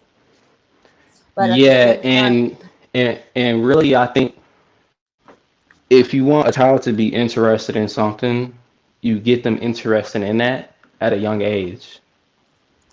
Because as people grow older, their minds begin to harden and they begin to, doubt things, and they begin to think they have things figured out, and they begin to become stubborn, and it becomes harder to push these people into new directions. And, when a child is young, that's really the best time to build to a mold child's them. future. Yeah, to Right, mold them. right. Are you sure you're 19? Yeah, You yeah, sure? I swear. Yep. you're, you're very articulate. I mean, this is amazing. This kid is amazing. Bobby Joe, you listening? Yes, I am. Yes, I am. I had it on mute because I had hubby listening to him, and Uh, he agreed with everything you said. yeah. And he also agrees that you are very smart and you're part of our family now. Me and Maritza are your aunties in New York, okay? Yes, yes, yes. You got Puerto Rican aunties. That's nice. Shoot. And Italian. Yes, one of your aunties is white. That's Bobby Joe, and the other one has your color. That's me. Yeah, my grandmother is white. I have a really diverse family. Like like my family just doesn't have like straight black people. We got Asian people. We got Oh, so do I. I got Japanese. yeah, Oh yeah. yeah, yeah. Your nephew. My niece, she's Japanese, Thai, and Chinese, and Puerto Rican. Yes. She's a mutt. Mm-hmm. She's a mutt. So, wow, that was a whole lot that you said. Why don't you start like a mentoring group, like for For young technology? kids. Like Man, we can promote that here. it's really about getting young people to listen to somebody like me versus celebrities. You know, Well, like it's a good idea. celebrities are no good. Yeah, but it takes a while for people to figure that out. But right now, you just said you're into programming. You could sell yourself and get an audience. Yeah, my father tells me this all the time, and I'm just And trying your to figure out how aunties would are I do telling you something the like same that. thing. Yeah, you're definitely on the right direction. You're in the right path. And I want to tell Maritza because DW and I had a conversation, I believe, about 2 weeks ago. And he Hmm. mentioned how the world around us is so tainted, like what they're feeding into every, the young ones. And people are idolizing. You remember our conversation, DW, right? Yeah, yeah, I remember. And I just want you to share your perspective as a 19-year-old young man living in Detroit, how celebrity and all that is kind of, not kind of, in my opinion, is tainting these young children. And some of these young children I'm speaking about are already 30 years old, but they want to follow the Yeah, you Instagram. guys still hear me? Yeah. Yes, Uh, hello? My Yeah. yes, bad. we can hear you. You hear me? Yes, Yes. Hello? yes, we can hear Hello. you. Hello? We're here. You guys Hello. hear me? Yes, we do. Yes. Yeah, my bad. I don't know what happened. But so what is a celebrity? When we look at celebrities, we see we see people with a lot of followers, with a lot of money, but we got to understand what these people are behind the money. These people are marketers. If a celebrity if a celebrity isn't wearing Gucci or some hot designer clothes, if a celebrity doesn't have hot girls next to them, if a celebrity isn't driving a nice car, they don't really look like a celebrity, right? These companies, these designer companies and these automotive companies, they need people to market their products. Right. They need to create a demand. They need to get people to say, I want to buy a Lamborghini, right? and and they use celebrities to do that. Right. Now, these celebrities cannot remain celebrities if they don't respect these companies' beliefs and values. And these beliefs and values might be totally against God. You get Okay. what I'm So now saying? we're talking. Now we're getting into the Kanye West, the Yee thing. Um, I you Because know I'll be honest with you. I never, to me, he was a sour taste in my mouth. But when he came out and he spoke, let me tell you something. I really look at him a little differently now. Yeah, they do that on purpose. Like it's called controlled opposition. It's like Okay. it's like politics. You got right wing and you got left wing, but they're all connected to the same bird. When you vote for people, you're voting for the same agenda. It's just being presented differently. You know. Um. But celebrities, they there was this one guy who was like Lil Nas X, Uh huh. Yes, and and I know you guys remember his videos. Shit was hella yes, weird. That's a And weirdo. and people are looking at that stuff and they're like, damn, that's cool. And the young kids, these are kids that don't know what's wrong or what's right. And you got these people behind these celebrities literally building the perspective of kids, you know. They're listening to these songs. They're talking about the same things all day: sex, drugs, do this, do that. And you really got to question, why do so many people grow up doing those things? Just look at the music they listen to. You get what I'm saying? I let me And tell you something. I be listening. Sometimes I be listening to my son and my nephew listening to their music. I'm over here. What is that noise? yeah, I'm like that too. I'm like, man, I'm over here like, what is that noise? What are they saying? I'll be here like, what? It looks like a yeah, person is he's trying to he looks like he's drowning and he's just gasping for air. yeah. I don't know if you guys heard about this, but they're trying to ban TikTok because TikTok has this algorithm that it shows you more of what you're interested in, right? Yeah. Okay. And there's like suggestions, but the suggestions in China are things like engineering, programming, and academics, education, and stuff like that. But they No, the program, Chinese TikTok is totally different than ours. Right, but they program it yeah, here to Right, they corrupt the minds. right, yeah, they program it here to just be like straight up bullshit, right. Yep. and and yeah, they don't like I that. agree with that. They should. Well, I think it all starts with parents not letting their kids spend all this time. Yeah, Yeah. exactly. Because if a child grows up and they never found out what's wrong with how they grew up, they're gonna raise the children the same way. Right. They need to get morals first, but a lot of parents these days, like your parents were young and they did a great job with you. I mean, An you were one amazing of the job. fortunate ones. And an But amazing job. but age don't make you a good parent or a bad parent, you know? Um they did a wonderful job with you. Kudos to your parents. Definitely. But yes, you're right. That these kids are being indoctrinated with everything that is against morals, against religious beliefs, Yeah, and and also we have to understand how digital currency plays into that. They're literally programming people to think what's right and what's wrong.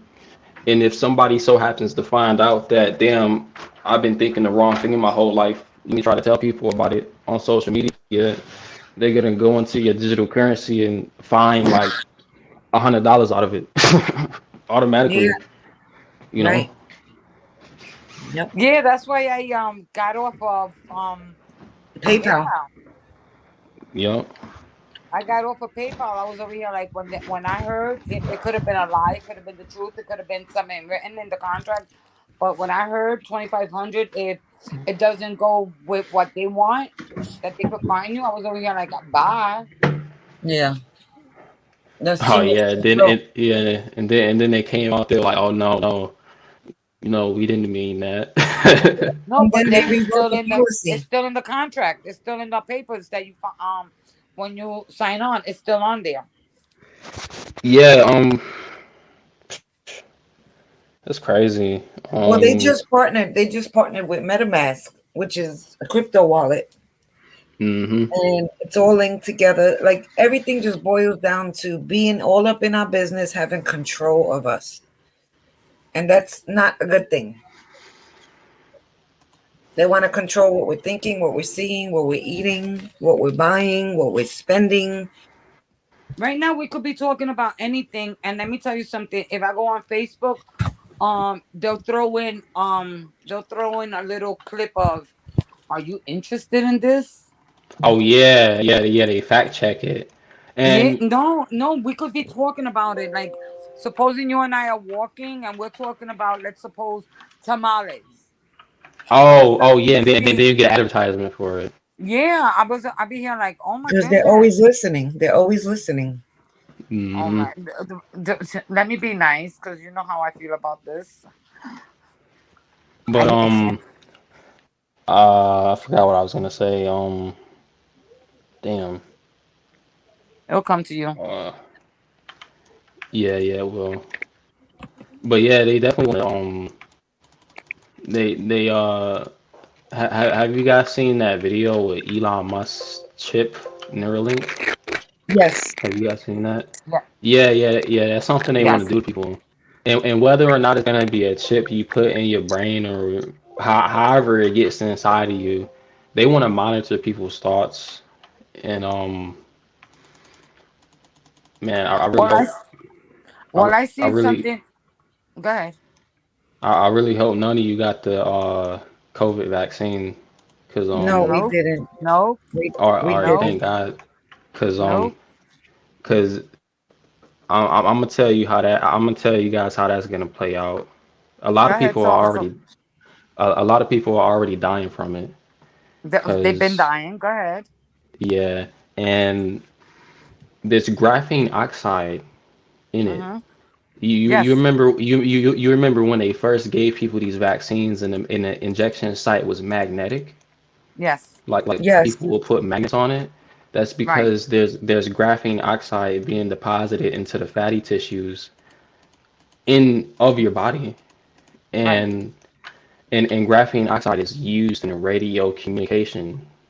Right. A That 5G. yeah, 5G, Mm-hmm. right? Yep. That means when they turn on these 5G towers to a stronger frequency, people are Mm-hmm. going to turn into little towers, little Bluetooth towers, little internet towers.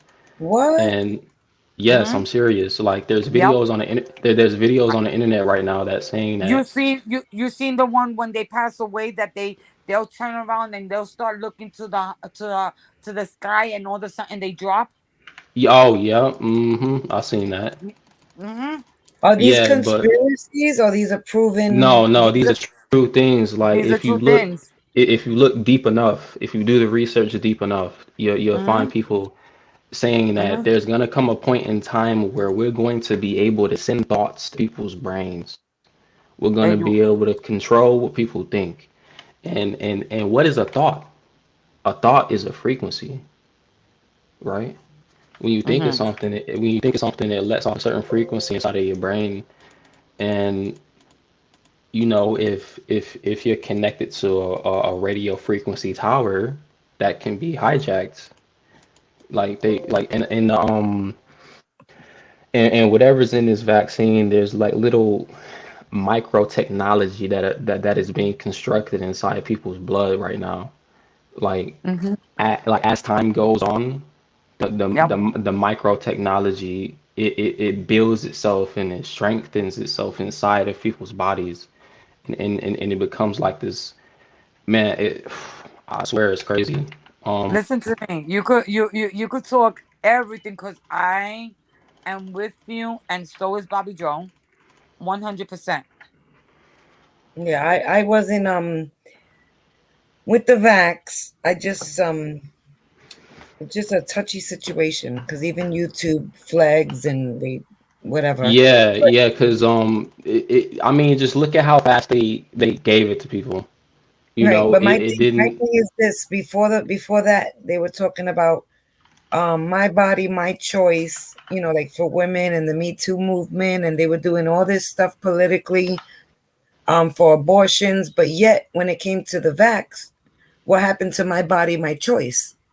You know, they were like, you Yeah. have to. Oh yeah, It's and I it's don't know if you mandated. guys I don't know if you guys know, but Bill Gates has a patent out that deals with body interfaced digital currency, and you know what in the patent there's like sensors in your body that will be able to detect that you did something, and if you did it, you are awarded like a cryptocurrency or something. But in Wow. order for but in order for it to work, there needs to be a radio frequency communication between your body and those sensors. And And that would be the vaccine. yes, I'm pretty sure that's what it was. Yeah, That's I crazy. believe that pretty soon. I believe not pretty soon because it's gonna take a minute. There's gonna be maybe, like when you go to the airport that you go through the metal detectors. Yeah, Hmm. That like the blue thing where you look right. at There's the gonna be that machine. you're gonna pass and something in your body's gonna turn blue and you're good. Yeah, and Oh, it's you called Clear. I was just thinking of what it's called. It's called Clear in the airport. um Okay. That's the system you can go through without ID. yeah, there's Okay. already a video. There's already a video that where basically it was this lady. She was she was talking about this one lady that tried to, fake her vaccine passport in the airport. And basically, the airport said, we knew you didn't get it because when you go through the metal detector, something goes off. Probably the Like, magnets.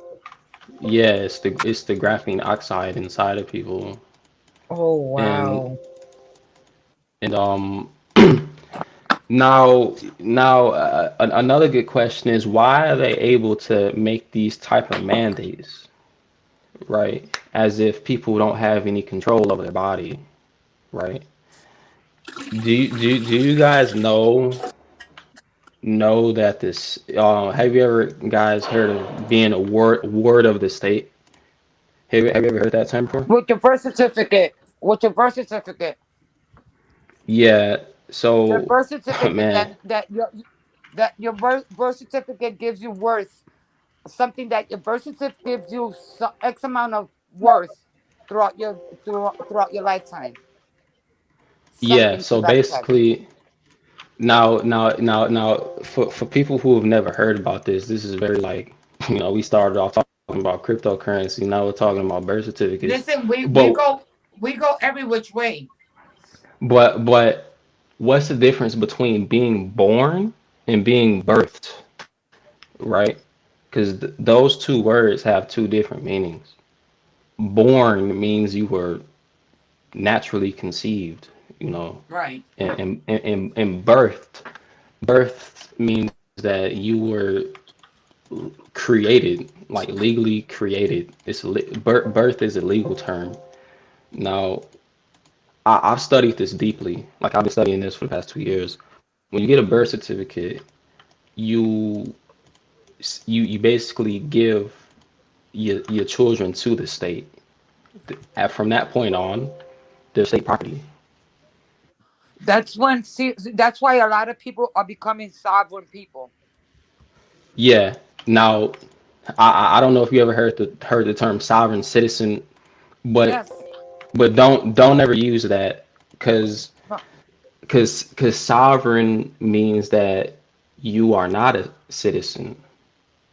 A no, citizen a citizen means that you are not sovereign. right. Um, but yeah, there's the state owns it. Like if you look up the United States population right now, it's like 300 million something.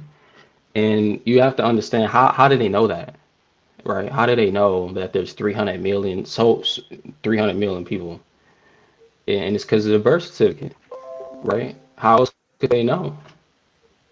You know, So what if you don't um, get a birth certificate? You're not accounted for.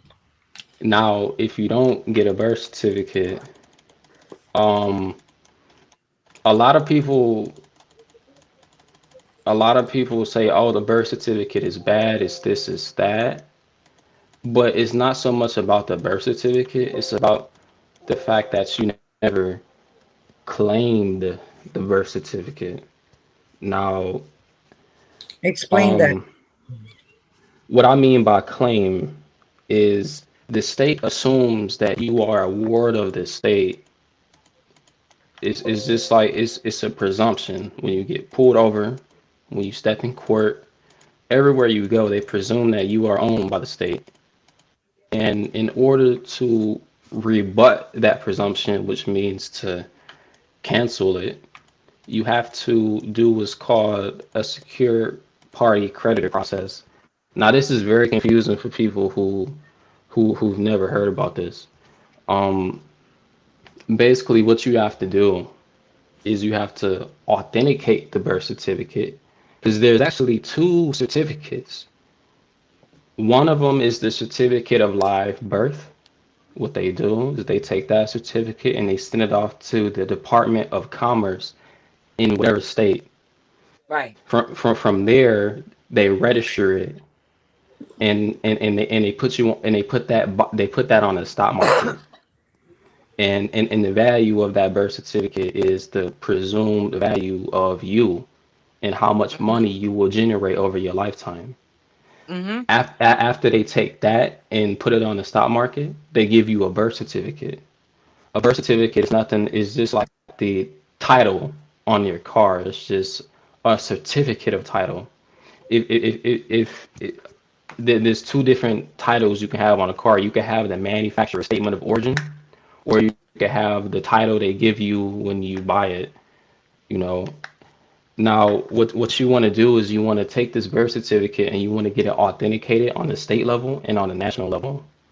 You do this so that you can have full faith and credit in that birth certificate. What that means is that it will be treated like the first, the original. It will not be treated like a copy anymore. Once you have full faith and credit in that birth certificate, what you do next is you put a lien on it. Putting a lien What? on something, yeah, putting a lien on something is like you owning it. And then what you do is you take that lien and you register it with the you register it through the Uniform Commercial Code, because you have to understand, like, this is so deep. I'm telling you, this is literally like what modern day reality is built on top of. So Oh my God. this is something I'm very interested in. We should have one show just about this. So Maritza and I can do a little research before we could do this whole thing. Right now, as I just screenshotted it. I just screenshotted it. And I'm gonna be doing my homework. Is how to authenticate a certificate, and there is steps here. Okay, so Yeah, yeah. did you So, do that? so authenticating a birth certificate is only one step. Like, like, there's so many steps to do. After you authenticate the birth certificate, you're gonna put a lien on it through the Uniform Commercial Code and through a UCC financing statement. A UCC financing statement is a statement to the public commercial chamber. You have to understand that when you walk outside and you do business with people, it's commerce, and there's codes of commerce. Like, there's rules you got to play by. So UCC one financing statement it's like a notice. Like you're telling the commercial world that, hey, I'm securing an interest in this birth certificate, basically. And then you also need another document, which is a security agreement. A security agreement is an agreement between a creditor and a debtor. A creditor is the one that assigns the value, and the debtor is the one that has to provide for the value. And the reason you do a security agreement is because you can't do a UCC one financing statement without a security agreement between oh my God, you guys are gonna laugh at this, man. No, why So not?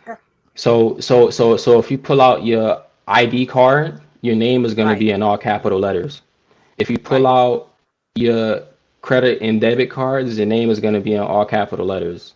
If you right. pull out your birth certificate, your name is probably gonna be in all capital letters. Now, if you look up the corporate charter of any company, say Nike, McDonald's, uh, anyone, their name is going to be in all capital letters, because all capital letters represents a corporation. It doesn't represent a live, natural person. So what they do with this birth certificate is they create an account, and the social security number is like the credit card, I would say, to that account. Your ID And number. Your ID number Your to you. social, yeah. Your yeah, ID number to you. Okay, your yeah. EIN. So that's your stamp. That's your stamp. Right. So believe it or not, it's hard for me to explain all this at once because it's so much. But there's actually no money in the United States. What we Oh, call I knew money that. today, what we call money today is a Federal Reserve note. It's a promissory note. It's a Right, promise. It's a promise to pay. right. It's just When like collateral, but there's really nothing there. Yeah, like when you go to the store and buy something you haven't actually paid for, what you've done is you've just tendered the debt to somebody else, right? So Right, if you buy $100 worth of something at the store, you say now the United States has to pay $100 to this store. right. But why can't you make your own type of note? Stuff like that. why do we have to use these green pieces of paper that aren't backed by anything? And the truth is we don't. And there's people out there in the world right now that do not use money to pay their bills.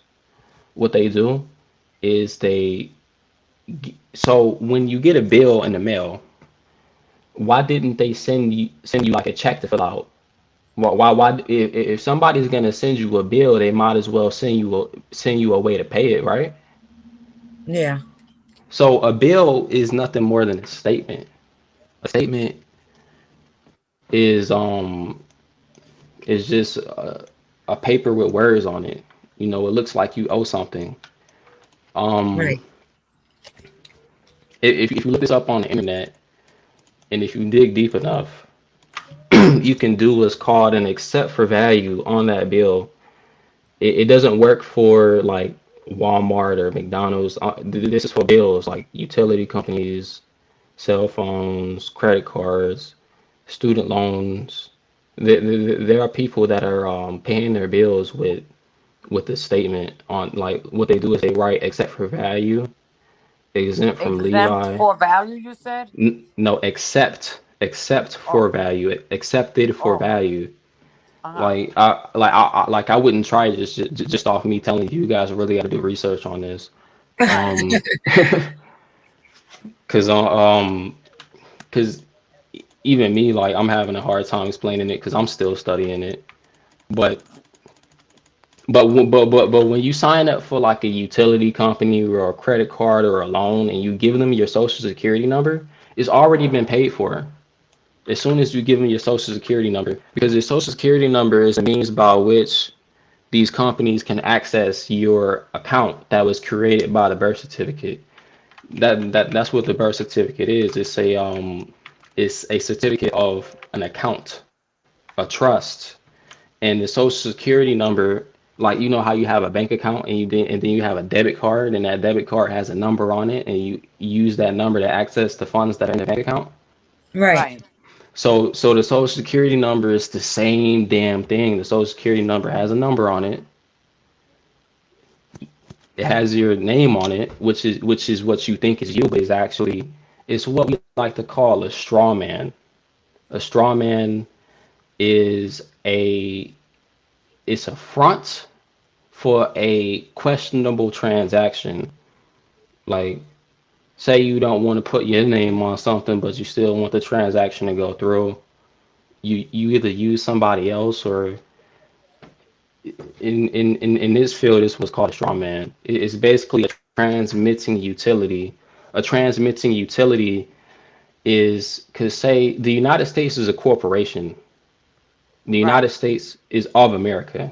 United States isn't a sovereign country. It's a corporation. It's a But corporation because the United States, they took out a loan, and when were ready to pay the loan, they put up a high interest, in which it became the corporation. But it's supposed to be the United States, the United States of the Republic. yeah, so um I'll be right the back. You just keep on talking. Go yeah, ahead. the United States is a corporation, and Right. corporations cannot communicate directly with human beings. So there needs to be like a medium. There needs to be something in the middle, like there, and that's what the your name in all capital letters is. It's a transmitting utility. It's so that these corporations can charge you and fine you and stuff like that. It's really, like, it's something you have to understand in your own point of view. Like, I could probably put some links in the chat so you guys can read up on this. Like that. As we're talking, I see here, um it states on your bill, right, except for the value, exempt from levy. And then it says Hmm.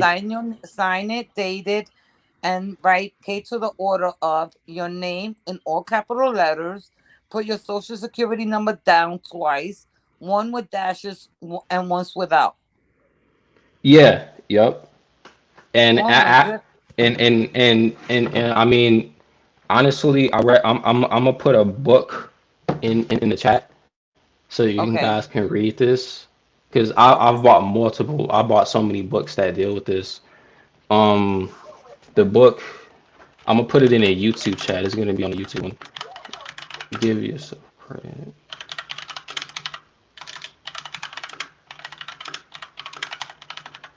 It's called Give Yourself Credit. Oops. Money Give doesn't yourself grow. credit. Yeah. Money doesn't grow on trees. It's about David Robinson. The front of the book is like a money with tree. It's like a tree that's growing money. Mm, okay. Give yourself credit. Money doesn't grow on trees. Uh, and then there's this other one. Like the people on these websites, they explain this a lot better than me. No, let me tell you something. You know what? You're doing a very, very good job. Because as you're speaking, I'm going on my phone and I'm going into the major topic, and then I'm screenshotting it because I know I'm not going to be able to do it today. But you know Hmm. what? When I have downtime, I'm going to be looking into all this. Yeah, so I know people that are doing this and it's working. Like you Really? know how you know how you use your credit card and then you gotta pay it Right. down and stuff like that. There are Right. people that are taking their little credit card payment and their credit card debt and they're doing that process on it. There's a certain way you gotta do it and things change, which is why you really gotta do your own research on it. I'm still looking into it myself. I want to try it. Okay, so right now you still have a birth certificate, a regular birth certificate. You don't have Yeah. an authenticated one. Yeah. Oh no. Yeah. I've actually done the whole authentication process and stuff like that. You're in that process? I've already done it. Okay. So that means you're not counted. You're not counted in the population? Not quite yet. What you have to do, like I said, being a secure party creditor there's a lot of steps. But first, you have to get your birth certificate. You have to authenticate it on the state level Right. and on the national level. Once you Okay. got it authenticated on both levels, you put a Okay. lien on it with a UCC1 financing statement and a security agreement. And then once you got that set up, what you're going to do is you're going to go through the whole creditor process and you're going to deposit your birth certificate with the treasury. You're going to Okay. deposit your birth certificate with the treasury so then you can discharge public debts on behalf of the treasury. Hmm. Now you can already do this because you already have the birth certificate and stuff like this. This is really just like setting yourself up, like the person in the chat said, disconnecting yourself from the system. Because if you don't rebut this presumption that this state owns you, they're gonna come get you at some point, or your children, or whoever, right? Because China has already built police stations in the United States, and Right. they already have Russian soldiers in the United States that they're because Russia and China are the biggest holders of the United States debt. They own a big portion of it, and they want to collect on it. Right. And but if the United States dollar isn't backed by anything, that means that they need to go to the corporation itself. They need to go get its assets. And us, that birth certificate is an asset on the United States books. Right. And our biological bodies are collateral for that birth certificate. So that Right. means so when people go to prison, it is literally like goods sitting in a warehouse. Because what they do is they take all those prisoners and they issue bonds on top of those prisoners and they sell those bonds on the stock market. Those bonds generate interest. They make so much money from that shit. And Wow. truthfully, and I have truthfully, hmm, a the birth certificate is a bond. And you still there? uh-huh. Yeah. So believe it or not, all commercial charges are optional. Like when you get pulled over and they charge you for something, there's a commercial value assigned to that charge, and you don't have to come out of pocket and pay that charge because it's already been paid for as soon as you gave them your social security number. As I have a soon quick as question. you, yeah, What's the downside of authenticating your birth certificate? there's really no, if you don't do the process, you remain a citizen of the United States. And keep in mind, the United States is a corporation, and Right. all of its citizens are considered federal employees. Now, Biden came out with an executive order mandating the COVID vaccine for all of its federal employees. If you're a United But this States is where I citizen, find it funny. This is where I find it funny. He didn't make the post office is a federal agency. He didn't make the post office do it. um, I really think that They're what exempt he from it. I think what he means by federal employees is us, and I think that they just haven't pushed that hard on it, you know. Um, Mm. but yeah, so as it stands right now, if you don't do the whole process, the state presumes ownership over you unless you put them on notice. Like, hey, no, Wow. I own this account. This is mine. This is my property. This is not owned by you, and you can't tell me how to administer it. You know what I'm saying? It gets real deep. Like the best way to learn about it is to watch tons of videos on it. Tons of videos, like people that know more about you. That's how I learned. And that's on YouTube. You learned it on YouTube. YouTube, there is some stuff on YouTube. You could watch people like David Straight. I'm leaving a link in the chat. Okay. It, this website is super on point. Stop the card, stop the Excuse me for blogspot.com. one. Excuse me Hmm? for 1 second. Rick left a comment. He said he's been looking into state bonds. Catch is that you stake it stays for about 10 years. Why? He says I've been looking into state bonds. Catch is that you stake its stay for about 10 years. I don't know what that means. Bonds. Um, I do remember something like that. Like you have to hold the bond for a certain amount of time to be able to get your interest. I mean your principal back. Yeah, yeah. You got like 10-year bonds. You got 5-year bonds. You got 20-year bonds. When you buy a bond like that, you have to hold it throughout the whole period in order to like Right. get your principal. Yeah, well, that's Rick. He's a friend of the show. He's a big HR. Yeah, Um, yeah, yeah. What this guy said right now, if this protocol goes through, which it will because it's biblical, they will come to your place and collect you. Like they're already building FEMA camps, and they're already getting ready for this right now. And this is where all the digital currency stuff comes into play. Because the people that are owned by the state and considered citizens, they're not actually considered real people. They're considered to be citizens, corporate fictions, people with no rights. You're in the wow. status that's you're in the status right now. It's called civil number two. So I'm gonna leave that in chat. And basically, what it means is that you've lost all of your rights, and from a law point of view, you have none, and you're dead. That's literally what it means. Wow, this is all demonic shit. Wow. Rick said So if this so protocol goes through, they come to your place and collect. That's exactly what he just finished saying. That's crazy. Well, Well, collect yeah, what? What they're gonna collect? collect your body, What?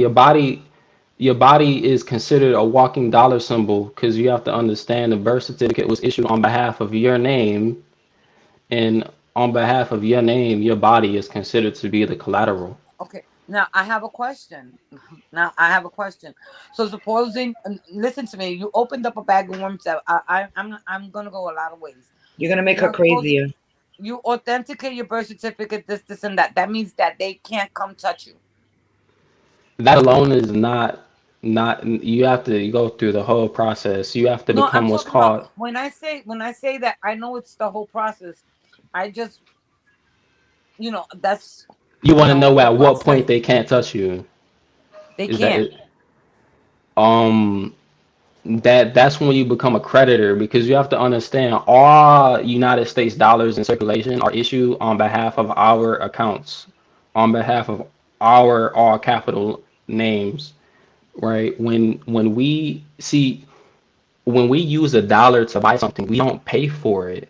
We tender the debt of that dollar to the United Right. States. The United States has to pay for it. But the United States has been bankrupt since 1933 when they took all the gold away and stuff like that. We're the only asset left on the books of the United States. Next, they're not gonna have then they're not next they're not gonna have any gold or silver to collect. They're gonna have to collect real people because we're the asset on the books of the United States. But what if someone And what value do they have by having you? They imprison you basically to punish you? yeah. Basically, they put you in like a little prison. It's like, yep, exactly, because that's how the prison system already You works. own nothing and you'll be happy. Yes, that's what it's all about. Okay, Rick said Utah were the first to conduct urban military training. And he says, I lived in Provo. I lived in Provo. What did he say? I'm posting it I right got to now. see it firsthand. I got to see it firsthand. Rick is a friend of mine from the channel, and he's a pretty smart dude too. So he Yeah. understands everything you're saying. I'm gonna turn my camera on so you guys can, because I bought tons of books on this. Let me see. Can you guys see me? That's me. Yes, hey. Yeah. So Why are you hiding? Why are you always hiding behind your picture? You had to get comfortable with us? let me see. Is there a way I could turn my camera? I don't know, but this is this is the book right here. Give yourself This is credit. this is a really good book to understand the information I'm talking about right now, and and I have other books as well. I'm gonna show you. Like this is why I don't have any friends because like who's gonna listen to me talk about this, right? Well, we're your friends, and there's a lot of people interested in what you have to share. Let me see. If there's any young, old, it don't even matter because this kid knows what he's talking about. And You then have there's us. this book The right here. process means that they cannot deduct any debt in the past that you used to have. What's the name of that? I'm screenshotting all this. Meet your What's the straw type? man. It's called Meet Your Straw Man. Wow. The Give Yourself Credit book, and that book really lays everything out very well. So the people getting Section 8, they will tax you for what you owe. What? No, Rick wrote something about the people getting Section 8, will they tax them for what they owe. But if they don't got no money and they're basically, and when I say this, I'm saying this for the people who are able to work that just take advantage of the system. I'm not trying to say this in any derogatory or mean way. How are they going to tax someone who don't work and don't have money and is already living off the system? You're gonna have to do what the government says at that point. Yeah, because like when I just said what I said, people might get mad. But I have no problem with people getting public assistance or Section 8 if they really truly need it. Right. Because the system was designed like projects. There's projects in Detroit, I believe, too, right? Is there Oh projects yeah, yeah. in New York City? Projects were made for temporary housing, for you could get on your feet and then, move on and do First, they were bigger. made for military. The first they were made for So military, and then it went to that. another thing you guys gotta understand if if finance is going digital and fiat currency is no longer going to be used, what's going to happen to all the debt that people owe that is priced in fiat currency? How are people going to pay that? With their crypto, with the XRP. What if No, they the don't people have don't any? have it. I don't know. So then they don't pay it, right? Yeah, and they don't pay it, and then guess what? Somebody comes to your door talking about we need you, you know?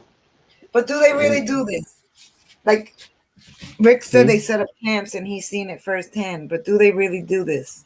Yes, they really do this. I'm telling you, they have FEMA camps already in the United States, some in California, and they have Russian soldiers being trained in military bases right now for this moment. Like, I don't know when it's gonna happen, but for all the people that don't do this process, that don't take ownership of their name, because your name is owned like by the state, and you gotta understand the United States is a Vatican agency. You guys all know what the Vatican is, right? Yeah, Rick Where the had Oh Pope, my made a God. comment that it's yeah, owned by.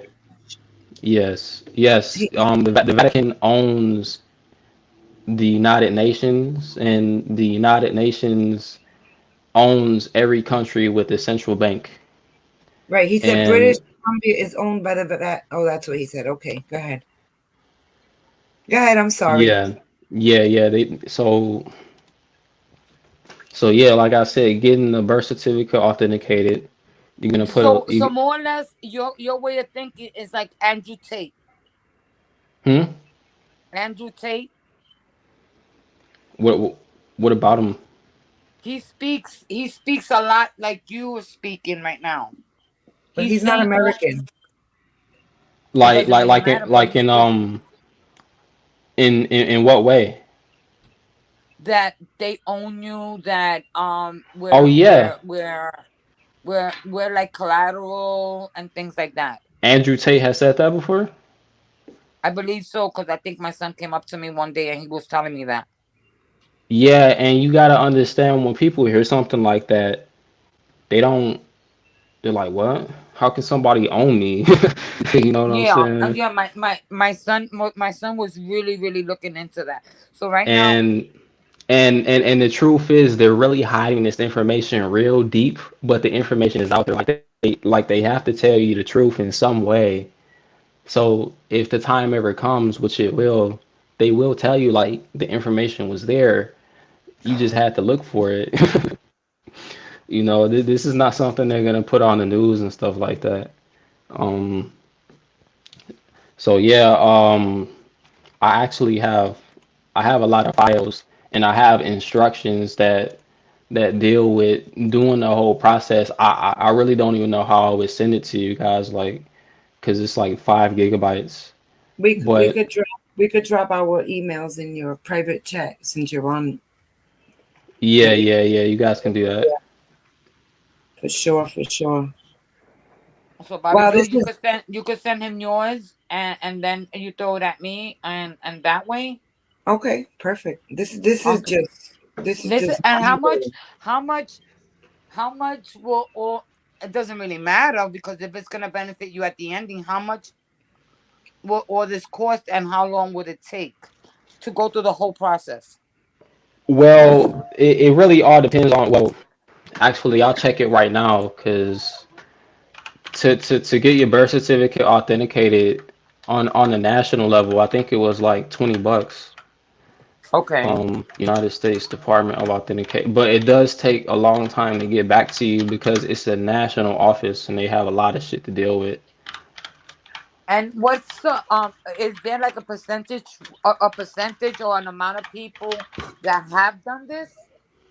Yeah, there's a lot of people that have done it, but I don't know the actual number, but it's not a lot.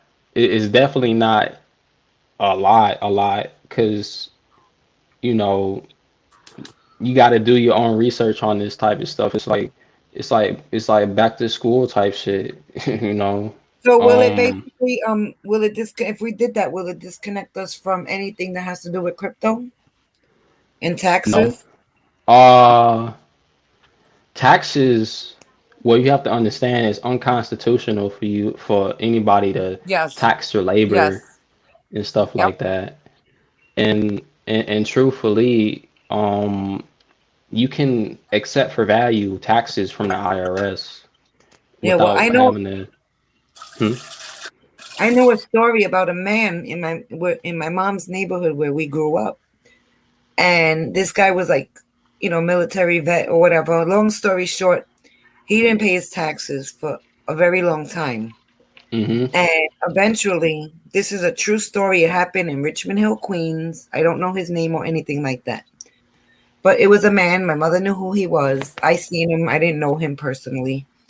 Eventually, he ended up. He was a man by himself in a beautiful, beautiful home. And you know the big houses in Richmond Hill, Maritza, that got like Yes. the goods quarters, like the Yes. old colonials. Yes. Well, long story short, they ended up. It was in the news. He was found dead in the house. But Ooh. this man was such an American patriot. Like he had the American flag always. You know, he was very patriotic. He ended up mysteriously dead. And the rumor was in the neighborhood, and the rumor was in the news article was that he didn't pay his taxes. And mysteriously, they never said that the IRS or the government, but allegedly he was murdered by the government because he was there for over 20 years, never paid. Like he found every loophole to not pay Ah, taxes. And he, actually, if you guys own your homes, which probably don't, and I know that sounds like a bold thing for me to say, no, we but if do. you're paying, We own multiple properties. but if you're paying property taxes on any property, I don't really think you guys truly own it. And what you have to do is call it an allodial title. An allodial title, I haven't really looked into it that much because I don't have a house yet. Right. That But sounds good. but it's basically the truest title you could ever have on something. And honestly, I think the research around it is very tiresome. And there's people that offer it as a service, like really professional people on So the if you internet if that you obtain an allodial title, it Oh, what? says What's the name of it?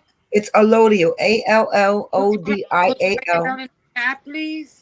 Yeah, and then it says ultimate ownership of real property. This is not granted of a superior interest in land and therefore not inherently subject to any encumbrance. Almost always held by the state. The title out which freehold title is granted. Damn, so that'll make you avoid taxes. yeah, you see how it says ultimate title, like the state owns ultimate title on your property right now, and that's why they can tax you on it.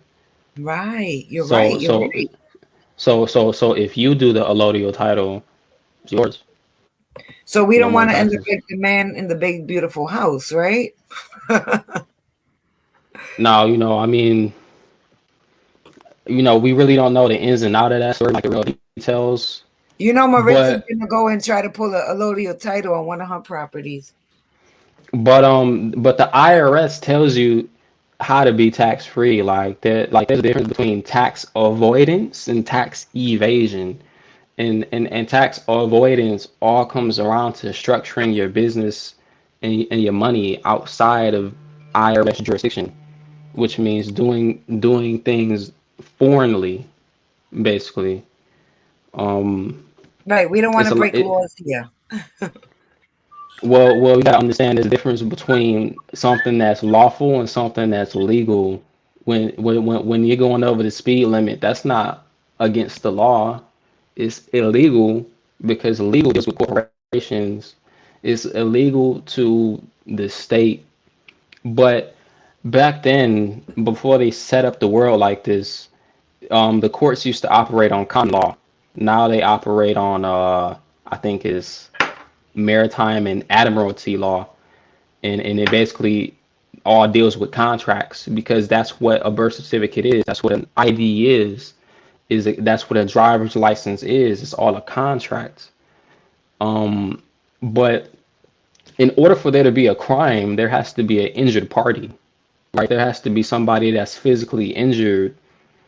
Like say you steal something from somebody or you shoot somebody or something like that. If there's nobody that's physically injured, a crime hasn't been committed, and you really have to ask, like, who did I injure by going over the speed limit? Who did I injure by running the stoplight? Right? Nobody. And truthfully, if a cop pulls you over for doing any of that, you could challenge them. But a lot of the cops that are being cops, they don't know this information either. They're just taught to go out there and write tickets and make money on behalf of the state. They don't really know this information, but hold on just a second. I'm gonna come back and I'm gonna explain to you what happens when you get a driver's license. Okay, cool. Thank you. Wow, he's so smart. What? I feel so dumb tonight because look at our age. And you see, everything happens for a reason. For a reason, everything happens. Right, but he's so smart, and I liked him from the day he first came on because he knew all about his crypto. And what blows me away is that he's 19 and he's on such a good path. God bless him. Amen. All right, For yeah, real. I'm back now.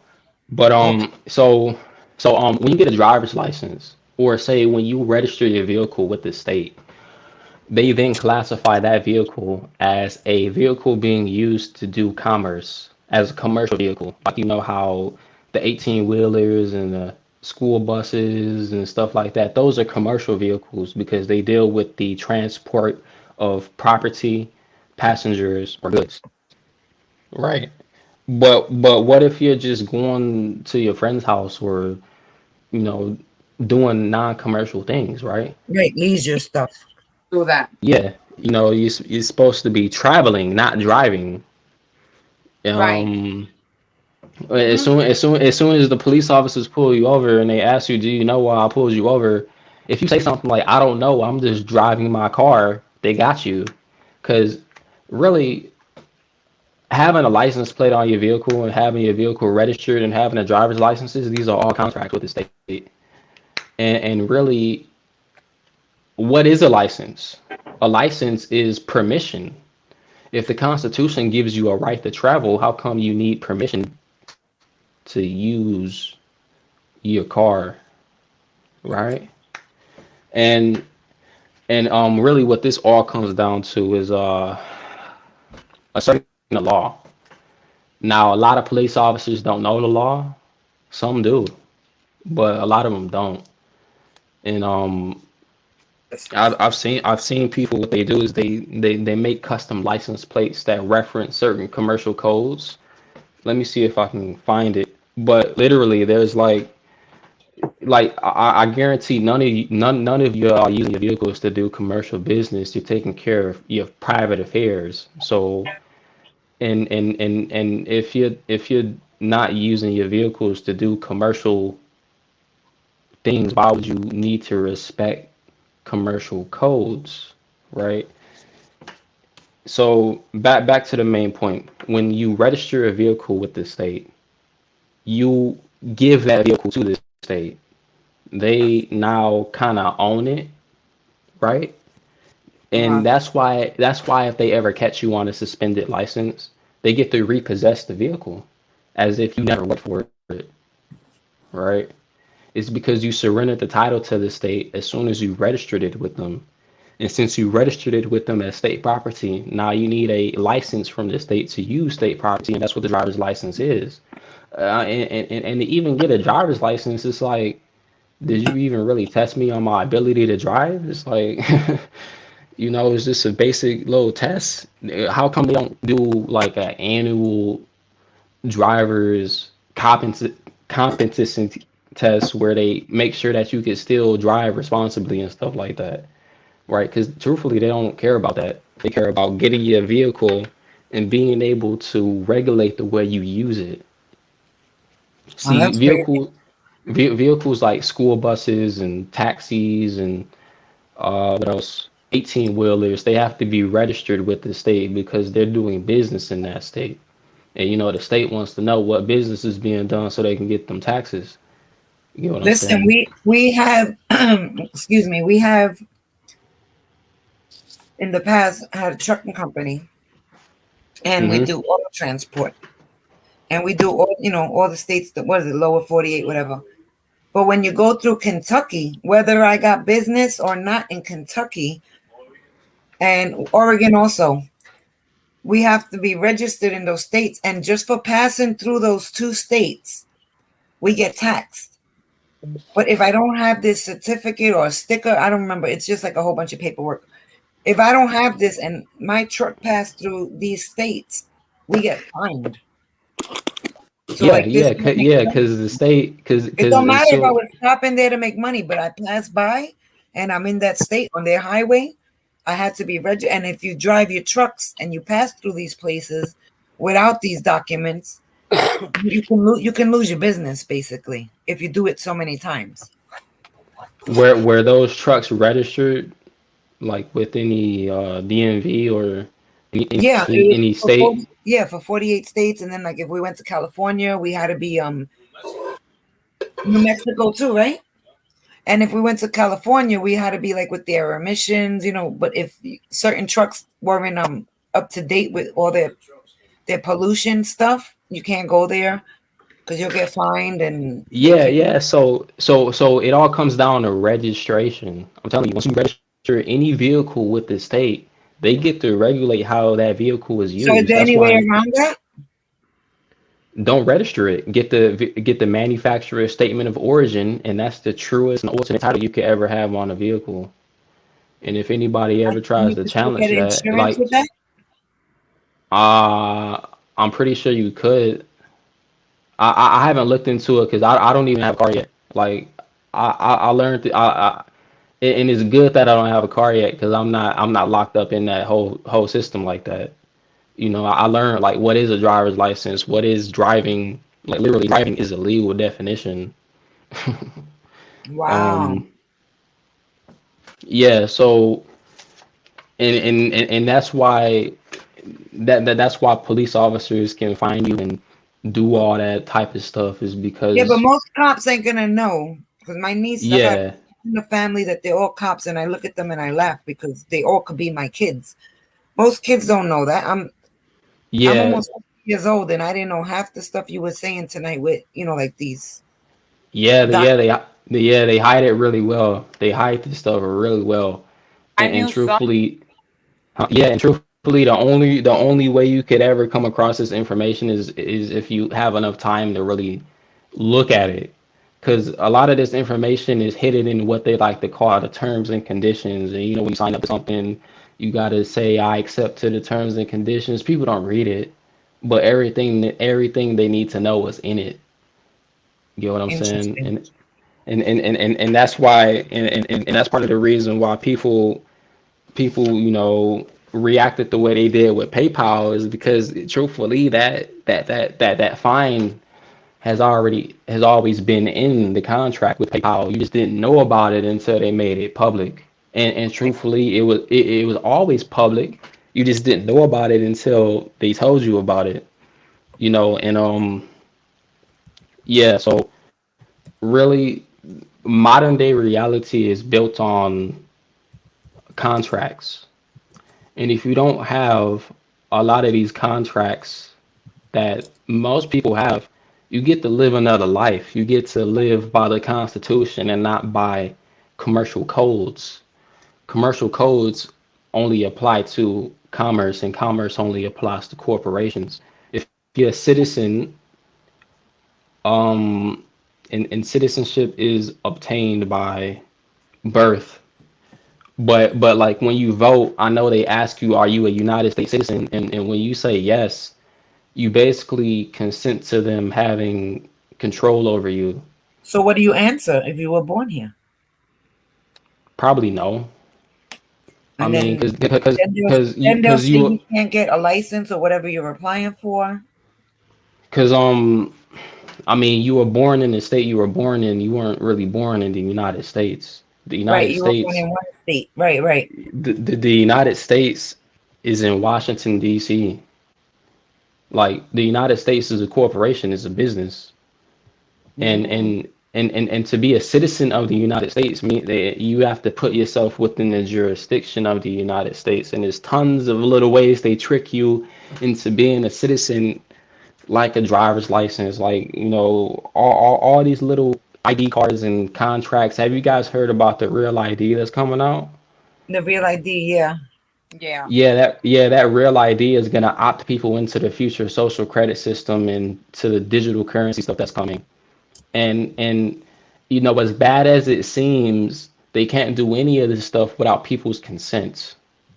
Like they can't come and give you a vaccine. They can't do that. It's against the law. Right. And with the stuff that's in the vaccine, the only legal way for them to be able to give it to people is if people give it to themselves. You know what I'm saying? It's really it's contract law.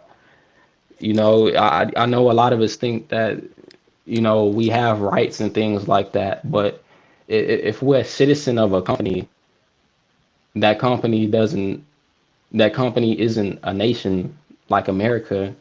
So how could it provide us rights in America? Because there's a difference between the United States and America. I know we all use the term interchangeably, but it's two different things. Right. The United States is a British colony that was built on top of American soil. Wow. You're so smart. Wow. Yeah, this is what I'll be looking into on my free time. No, and you work a 9 to 5 also, or you do all that Not, computer stuff? nah.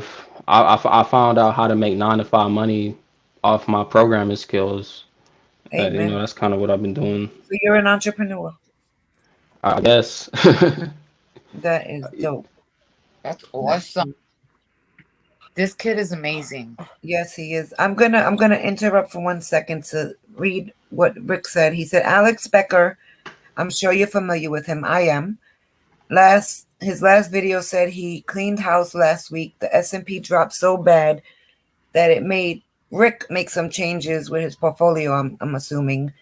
And he wants to know if there will be a bigger bear market coming. Heck yeah. Yes, Rick, I believe a lot of people are reevaluating their portfolios, but, but, I say, don't panic sell. But if it works for you and the numbers sound right and you understand what you're doing, do what you got to do, brother. If that makes sense. I'm Oh yeah, sorry, guys. he also said the next commodity is gonna be water, and Yes. Yeah, that's what I said. What is the real gold right now? yeah, water. Yeah. Climate change is all about water. I think that they're trying to trick people into believing that the Earth is drying up. Truthfully, the Earth is not drying up. Like there's water under the soil your house is built on top of. Like there's water. Not in California though. I was there and I seen it. It's so dry. It made me scared because I love the way it looks, but I was like, oh hell no, this place is so dry. Yeah, California is Yeah, they got crazy. droughts. They got to get their water trucked. I mean, you got those $1 million, multi-million-dollar mansions, and they don't have a plumbing system. Like they don't have water. They have to truck water in to those estates, and it's crazy because, like, I like Texas. I don't want to move to Texas because there's no beach. I need water around me for every reason. And Yeah. California is so dry. But yes, water is definitely the new gold. I The rich. yeah, I think well, because they're trying to tax people on carbon credits and stuff like that, and I think once they got all this digital currency stuff in place, they're gonna limit how much water you can buy, how much food you can buy, how much of everything you can buy, really. And Yeah, we have a very small amount of time to secure our future, you know, yeah. and I don't really know where the people that aren't doing that are gonna end up. They don't want. Listen, this is why I'm here. You're here. Maritza's here. Rick's here, and whoever's watching. We want to share these messages, this information with people. Today we started with crypto. I mean, it all goes down to financial of what everything we spoke about here. We do get off topic every now and then, but we all have to, as a community, educate ourselves on what's going on. We've told so many people between Maritza and I, my husband, and at this point, like you said, you don't have friends that do the crypto. Nobody understands it. They think you're crazy. It's too hard. But guess what? It's only going to get harder when you're the person left Hmm. behind. And absolutely don't have to be rich. You just got to get on board, get with the program. And even if you only have a Yeah. little, you have more than the person who don't jump on this train. Yeah, like I tell people, like this is really one of the last opportunities that normal people have to become wealthy. And once it's gone, that's it. Because Yeah, once this they is going to be a have, story. Yeah, because once currency goes digital, they're gonna be able to more effectively control the rate at which people obtain money. You know, and yeah, I think in China they like the little digital yuan. I think it expires after if you don't spend it. So it's like you That's can't even great. save money anymore. That's great. And all the people that go, oh, yeah, cash is king, because the truth is, right now, if you're hungry, it's 12 o'clock midnight here in New York, and you go to the corner store, they don't want a Bitcoin. They want money. Yeah. If you're hungry, you got to pay for a sandwich, right? Or give them a piece of gold off your neck. But people really don't understand. And I love the fact to say we got money, in our hands, and we could touch it and feel it. And but at the end of the day, that's all gonna go away, whether we like it or not. Hmm. See, you're a whole lot younger than all of us, so this is gonna be the normal for you because you're only 19. Right. I'm a year away from 50, less than a year away from 50. So cash is all I know. Growing up, Yep. we didn't have credit cards. We didn't have debit cards. If somebody had a credit card, this is something you may not know because your parents are young also. They may not even know. When we were growing up, and Maritza and Rick could vouch for this, if your friend or a family member had a credit card, there was no really debit cards back then. It was No. like, wow, you would think one thing, they're rich because they have a credit card, right? Yeah. So growing up, it was like, and then like I moved to Florida in 2000, the early 2000s, very early 2000s. I'm from New York. New York people pull out $100 bill to buy a bag of potato chips. You always see money here growing up. When I moved to Florida, my husband and I noticed that people were buying packs of bubble gum with credit cards. Like at the 7-Eleven, we're like, yo, these people don't use money out here. Like it was different for us because we're so used to seeing people, pull out a $10 bill, $100 bill, and it Hmm. and it's normal.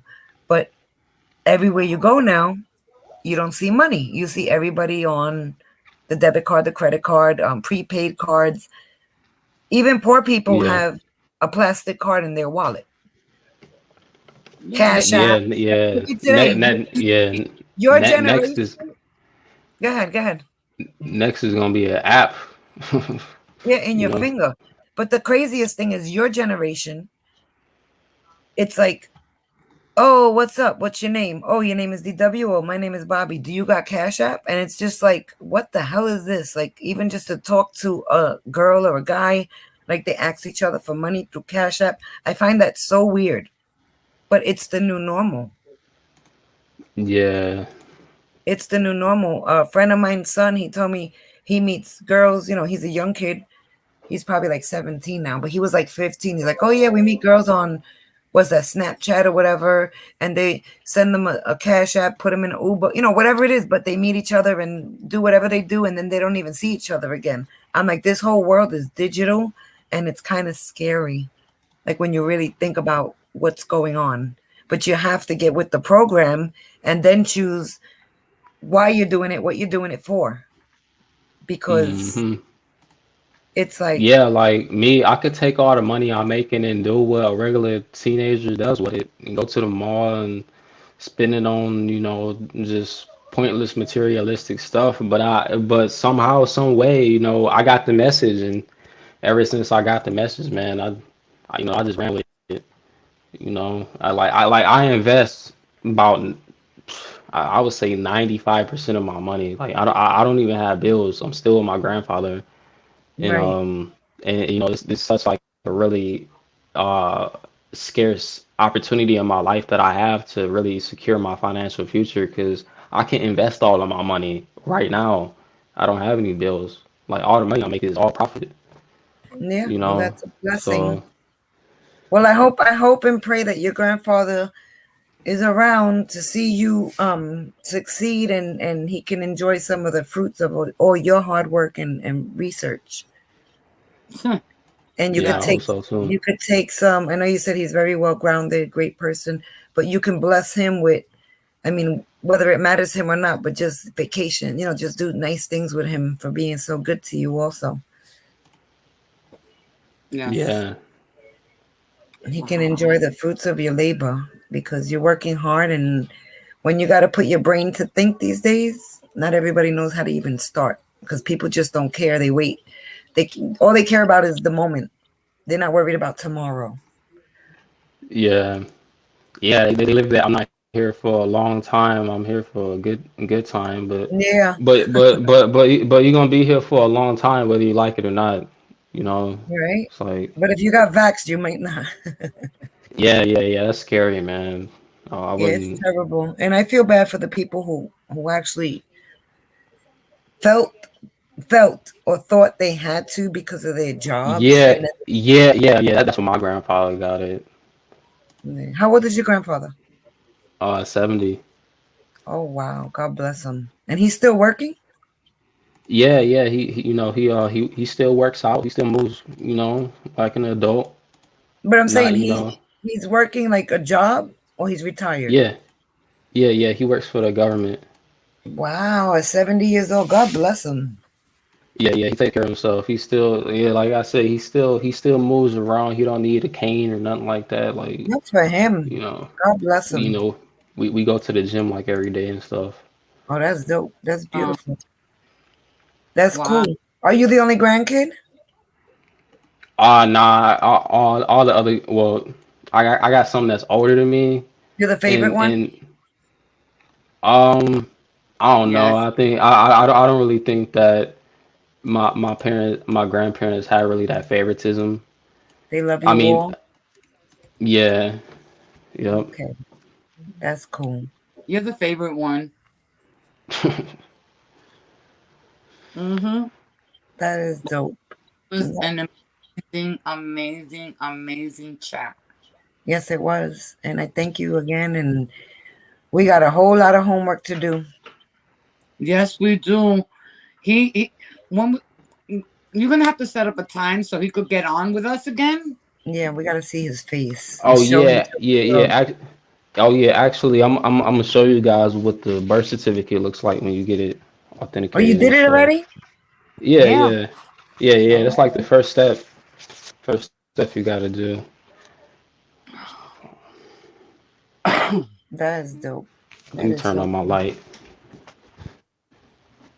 See, this is what the channel's here for. We're here to educate one another and keep it positive. While everybody's talking about the Soul Train Awards and TMZ, we're here talking about real stuff. So yeah, when you get the birth certificate authenticated, it's gonna look like this. I can't really see it on my phone because it's super small, but But it's okay. it We don't says want to like, look at all your information either. But what does it nah, say? nah, none of my information is on here. Do you This get to is, keep your name, do I get to keep my name? What do you or mean do by you that? change your name when you do that? Nah, yeah, you get to keep your name.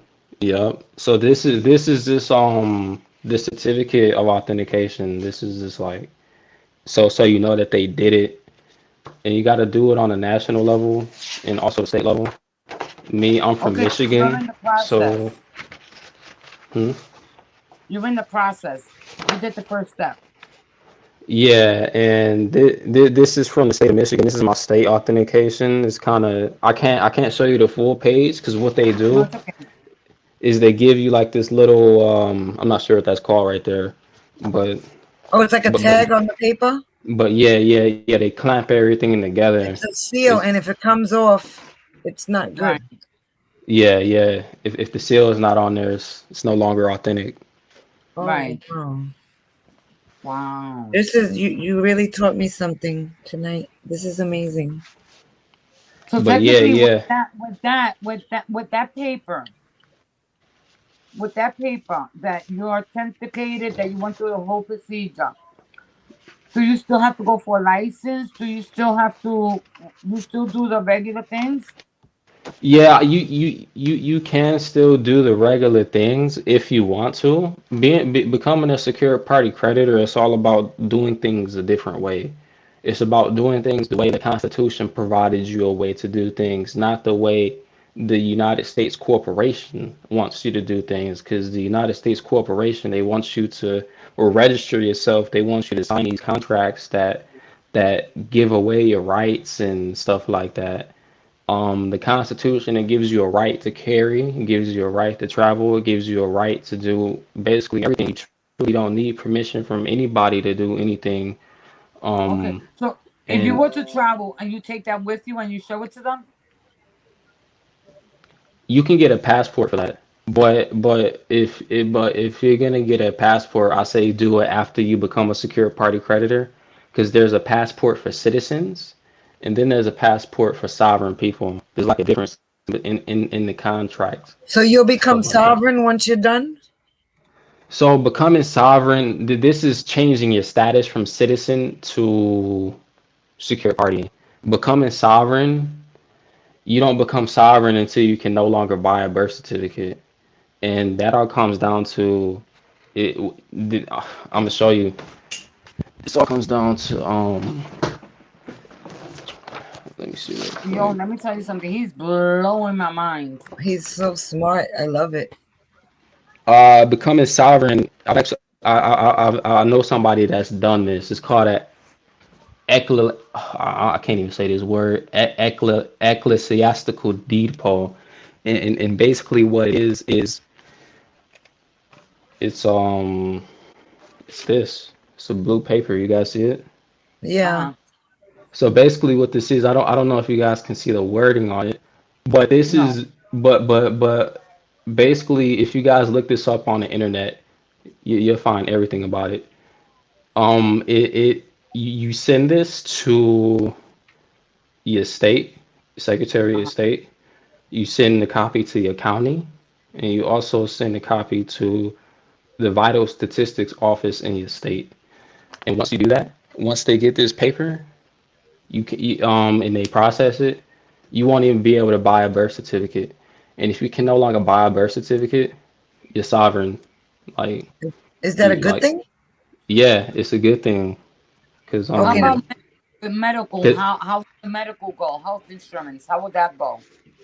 I'm not too sure about that one. I'll have to look into that because All right. like I said, I'm still going through this process myself. Shit, you learn. You taught me so much, and you got that far already. Now I got one more question because I know it's getting late, and we could probably do this all night. But we'll definitely touch this topic again because it was amazing. Um, so right to bear arms from the Constitution. That what you were saying.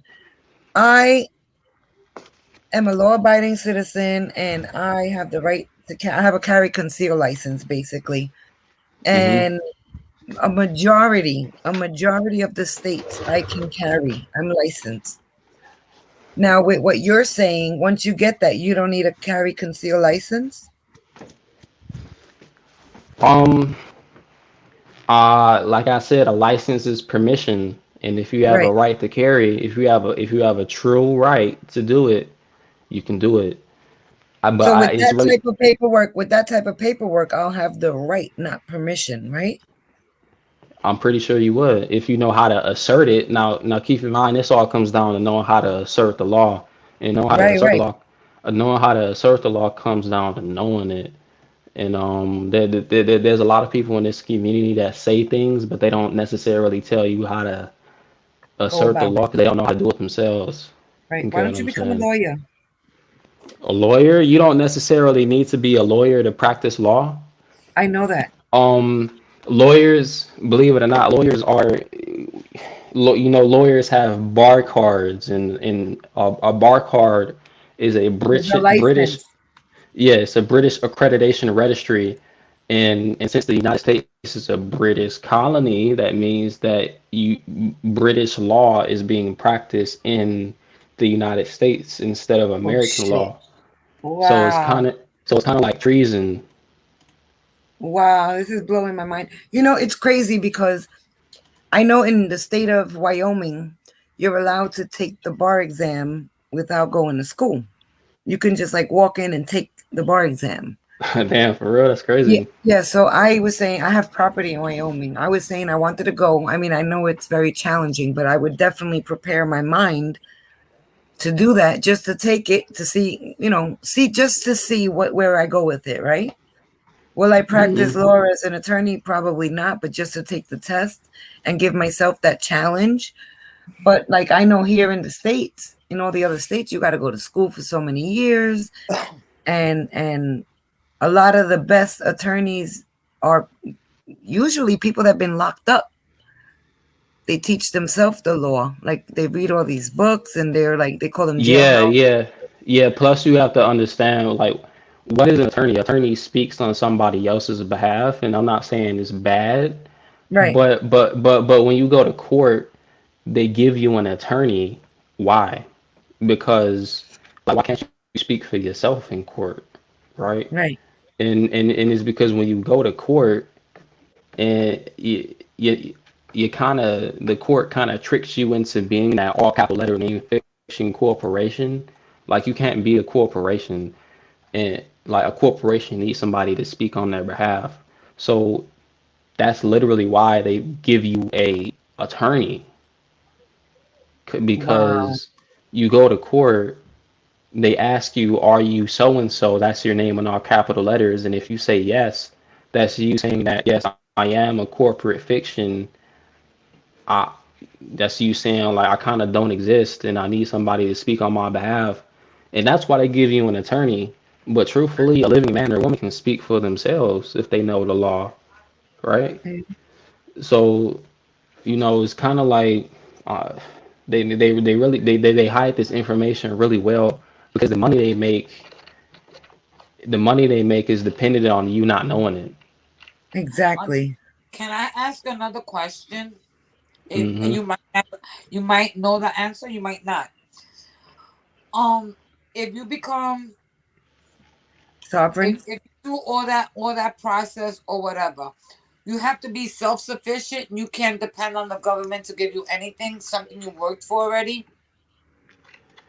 Yeah, Like supposing like Social Security, Social Security. Social Security is okay. Like if what you have to do is you have to see right now as it is, the state owns your name, your all capital letter name, and they own Right, pretty much everything associated with that name. That name is a trust. A trust is like an account, and in that right, account there are securities such as the right, birth certificate, such as the social security, you know, and basically all you have to do is take ownership of that account from the state and put them on notice that this is my property, these are my securities, you have no right to administer this property and stuff like that. And that's what the process is all about. Now as far as taking benefits from the government, um I'm not talking it's about benefits really per se, hmm? benefits like public assistance or or Talking food about stamps. I'm not like saying insurance from work, social security, Yeah, retirement.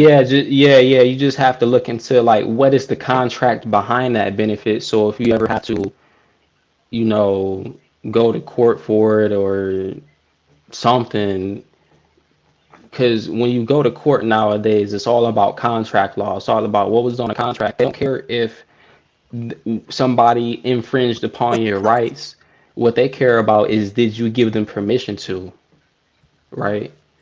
So, contract law. You might have to pick up a book on contract law. I have one myself. Um, yeah, I still got studying to do myself. oh, okay. Bobby Joe, Yes, this stream yard, it's gonna be is it does it get erased or it stays on? it goes on YouTube, Twitch, and Twitter. Okay, perfect. Yeah, well, we're gonna Perfect. we're gonna we're gonna hashtag the crap out of this one. What? I wish I could chop it up from the middle of this live because we've been here 3 hours. This is crazy. Wow. So DW, what could we call you? Capital letter DW? Nah, yeah. My name is Damone. Damone? Yep. Okay. Okay. So we'll call you D. Capital letter. Wow, that's crazy how you said the credit cards and all. This is mind blowing. I got a lot to read about. Yep. I don't think Yep. I'm gonna go through all this Yep. stuff. I left. I don't want to I end up. left some stuff in the YouTube chat, like some links in there. Those links, Oh, that's though, awesome. those are by far the best information sources I've come across on what I was talking about. I'll put them in there one more time so you guys don't gotta like scroll up and Let me stuff. ask you something. Do you know anybody your age that knows all this personally? No, like everybody I've learned this information from has been like your guys' age. Old like us? Yeah, Oh, thanks. yeah, because I mean, They it's just I have time to learn it, so they say if we make it to 2035, that we're gonna live forever. 2035. Why did they say Yeah, that? I don't know. They just saying the med beds and all these things that are coming out. Mm, I've heard of something like that before. Hmm. That everything is with frequency, even music. Yeah, yeah, like back then, when people used to Mozart, go, they said Mozart, that's a frequency, a keeping in tune frequency. And what they did is that they changed all the frequencies. That's why there's so many people so irate, so crazy out there.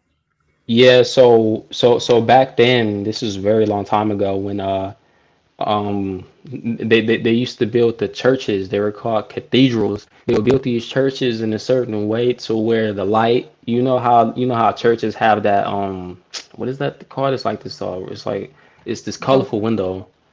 the windows. Um yeah, like the light would shine through those windows and it would make the light vibrate at a certain frequency Most, and they most and they would play sounds in the church and the way the sound would bounce off of the structure of the church was it healed people like right. off frequency alone.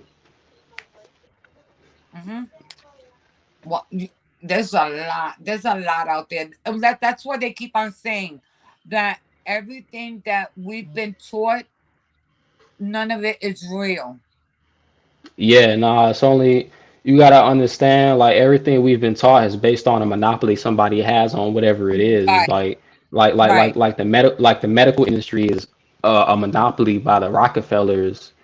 You know, There's a cure truthfully, for it's cancer. like, There's a huh? cure for cancer. Even for COVID, Yeah, hydrochloroquine has been stated many moons ago that hydrochloroquine could beat this. yeah, yeah. So they don't want you to know that though, because money and stuff like that. And truthfully, how does the medical industry make money if people are taking natural herbs and natural solutions and stuff like that? It doesn't.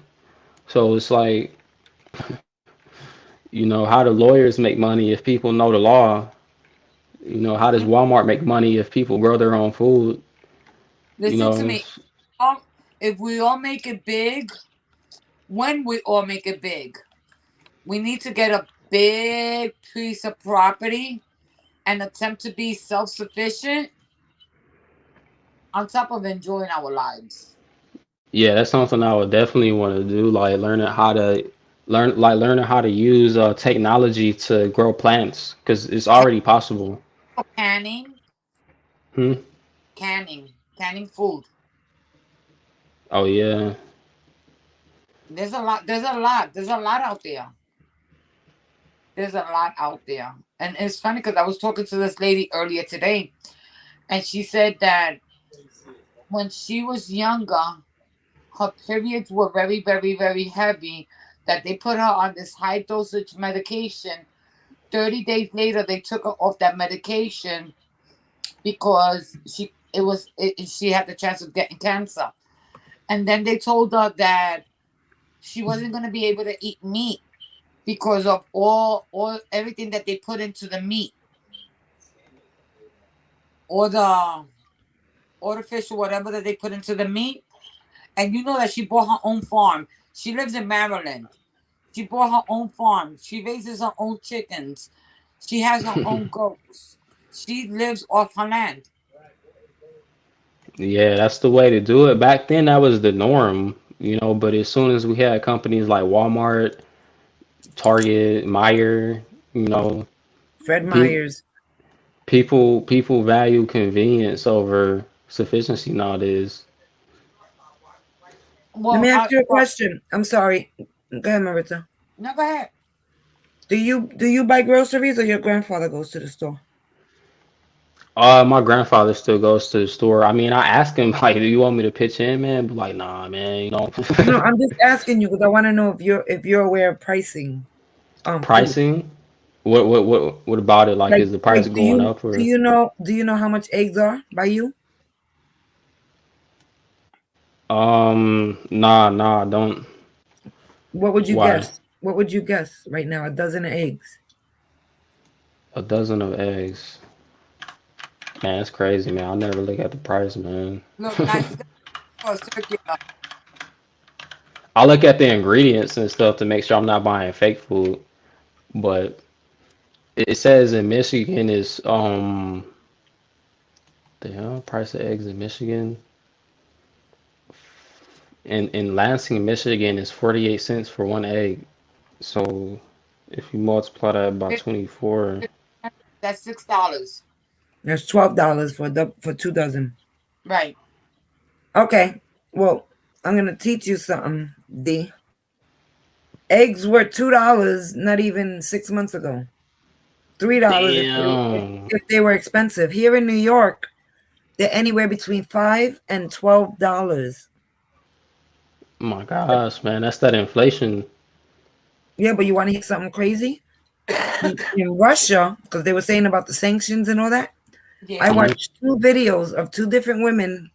Well, one was a woman, and I think the other one was a guy. In the supermarket recently, like within the past few weeks, in Russia, all the things that were from America, okay, so that had to be imported there, they were fully stocked. And when they compared the ruble to the dollar, things that were $1.50 there in US dollar are like $6 here. So just seeing those Wow. videos made me think like, how can they be fully stocked? Their prices are still good Oh compared. wow, that's crazy. Yep. Yeah, So and, so and it, Russia has cheaper goods than us. yeah, Yep. and they have American. Their sanctions ain't doing crap basically. My husband just said it, but with the S word, and I try not to curse too much, but you guys can. The sanctions ain't doing nothing really, and like something like what was I gonna say? I don't know. I lost my thought. But Russia, oh, they get Coca-Cola because remember when all that Ukraine stuff started? Everybody like just stopped doing things with Russia. Hmm. Well, they get their Coca-Cola, their soda from Kazakhstan. They get it imported from there, and that's a Hmm. U.S. product. They're still getting it. They're still selling it, and it's cheaper than here. Wow, man, that's So it crazy. was it was Well, imported. yeah. Well, Russia is part of BRICS, and you know they're all about building different payment systems and stuff like that. So maybe it has something to do with that. Well, Yeah. I But know that I know that Putin he did repeg the ruble to gold. So maybe it has something to do with that. You know. Probably. there's a lot going on behind the scenes. Rick There's a said that lot he got going on. eggs for $5. Where are you, Rick? $5 a dozen is what I paid today, and I was so happy because the last dozen I bought was I think 7, and then I bought one for $11. Well, I bought the other day's egglands for 5.50, which that was a bargain. LA, okay, yeah, I was in LA recently, and things ain't too cheap over there either. They're very expensive. But Hi. we're in New York. We're in the two most expensive cities, in the United States. And I don't know how people are going to get by. And after New Year's, honestly, like I did a short video before on YouTube, after New Year's, whoever don't realize these things, they're going to start seeing it right after Christmas and New Year's because it's going to get so terrible out there. People are going to be losing jobs and everything. Yeah. I heard this prediction from somebody that said there's gonna be hella suffering in 2023. Yep. They said it's going to be about 2 years minimum. And Only they're trying to do a lockdown again. well, Yeah, they want to do another crisis so they can bring about this digital currency, you know? Wow. Well, we're here and we're all aware of what's going on, and all we could do is make a little noise. And if anybody wants to listen, you're welcome to open up your eyes. But if nobody's telling you, you're gonna be left behind. Stock up. Yep. Stock up, stock. At these prices, you can't afford it, right? Well, you know what? It's gonna get worse. So you better No, it's stop. true. It's true. Listen, even the cheapest soups, everybody knows the ramen noodles. Those things used to be 15 cents, then they were like 30 cents a pack. Right now they're $1 something a piece. You used to get two for $1 or four for $1. I used to get the 6-pack for like the 2 6-packs for $1, right? Two of them. I don't favor that, but I'm gonna start getting me that No, they're because good. They're good in an emergency. Shit, that's you ain't what got no food. I'm gonna start stocking up on them things just in case. Throw a scrambled egg in there, like the Lipton soup. Emergency stuff. I just put it some water. That's Some water. crazy. Wow, this is crazy. Listen, a 6-pack of Bubba burgers. They used to be $11. Now they're 20 for 6 of them. Yep. So if you got $20 for 6 burgers, you know what you're better off doing? Going to McDonald's and getting yourself a $3 No, burger. McDonald's. I don't eat McDonald's. They saying that there's human flesh in there. Oh, stop. You and your conspiracies. Okay. I don't know about that. Oh, you don't know. We don't know. Maritza, he's laughing. Don't know. What do you think about that, D? Human flesh in the burgers. We don't know. I think I heard that they make about 500 billion burgers or million a year, and you gotta think like where are they getting all that meat from? You know. You're right. And you've seen those things, right, where they leave the meat around for like 5 years and it looks just as it did the day it was put there. Yeah, there's preservatives in there. There. Well, we're talking about fast food, and I said McDonald's because you could get burgers and fries, whether it's burgers and fries, I don't know. But when people are hungry, they eat whatever they can. But at this point, with inflation and everything going on, it sometimes is cheaper, depending on how many people are in your home, to just buy something already done. Because by the time you get your meat, your eggs, your this, your that, and you make a meal, for 2 people, you spent $50 on one dinner, which is crazy. Unless you're eating lobster and steak, like really good stuff. Or lamb chop. Even that'll be $75. Yeah. Well, look, half the seafood in the supermarket's farmed. Oh, okay. In Florida, people take their swimming pools and they farm shrimp in their backyard. Like if I'm gonna eat shrimp, I want them to be from the ocean. Wild. Yeah, I don't want nothing that somebody made in their swimming pool. They do that? Yeah, they farm it. Even the fish. How could you farm fish? You put it in a swimming pool. But that's for me to swim. No, they make tanks out of it and they just throw some fish in there and they multiply and that's it, and then they sell it. You didn't know that? Nope. Did you know that, D? What? That people farm fish and seafood? In swimming pools? In swimming pools, in reservoirs, in ponds, in water, in a bathtub. I don't know. Damn, that's crazy. I knew they farmed it, but because we shop at Costco down here. You could either buy farm raised salmon or you could buy wild caught. And the farm raised salmon is hella big. Like it's like 41 grams. They're on steroids. Yeah, it's like 41 grams of protein in one fillet. I'm like, dog, I gotta stop eating that. I only eat wild caught now. Yeah, and it's half the price of wild caught, so people will buy it. Yeah, exactly. Like when I buy salmon, I pay like anywhere from $14.99 to $20 a pound. But I'm the only one that eats it, so I could splurge, on having a nice portion. But if I had to feed a whole family, like a typical family of 4 or 5, that's just $100 in fish alone. But if I bought the farmed one, they're $7, $9 a pound. So you get what you pay for. But what really kills me with the seafood is they say that it's organic. So I'm like, what do? They make the ocean organic? Like, come on, who's gonna go for that one? Ain't it supposed to be organic in the first place? Like, well, another thing with seafood is the heavy metals, and for that, what I do is I take spirulina and chlorella. It helps the body get rid of all the heavy metals and stuff.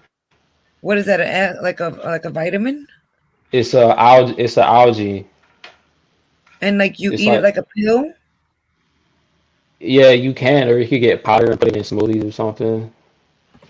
Oh, okay, that's interesting. What was that? Write it down in the chat. Oh yeah, I've heard about that. I yeah. just heard about that this week. It's a superfood. I think they're Yeah, both that's superfoods. mm-hmm. Very interesting. This is like totally the longest, most Look what informative live I've done. they dump waste in the sea. What do you think the ocean life eats? They eat whatever garbage is in there. So that technically they're like pigs. God bless you. Yeah, well, if they're swimming in the ocean and there's pollution, they're gonna be eating whatever is there. Like the fish aren't gonna hand pick out the garbage. They just open their mouth, swim, and eat whatever. I wonder though, does anybody know if fish get thirsty? Oh man, Can somebody answer that? I just had to ask. Does anybody know? Do fish drink water? Do they get thirsty? I don't know. man. D don't have the answer for that one, right? Nah, I don't. That's so funny. Oh my. Spirulina and chlorella. So what do you do? Buy it like at a vitamin shop? You want to make sure you get it because like some people what they do is they heat treat it and when you heat treat it, it kind of destroys all the nutrients out of it. So how So do you if you consume can't, it? I right now it's like a powder. You can get them from. Actually, I'll show you guys. Go down there and show you.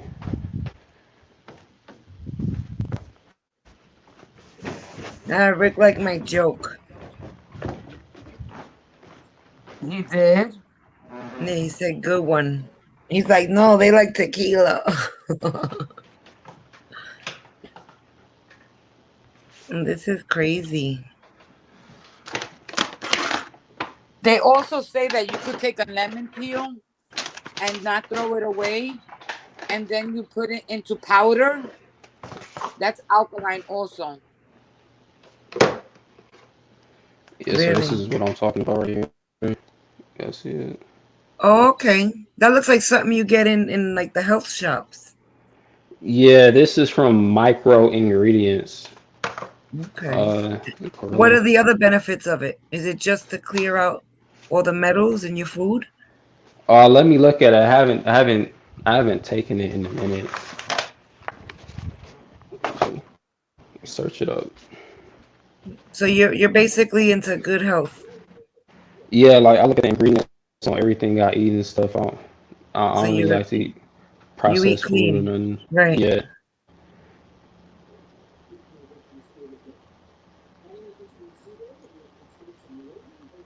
I'm not a processed food fanatic either.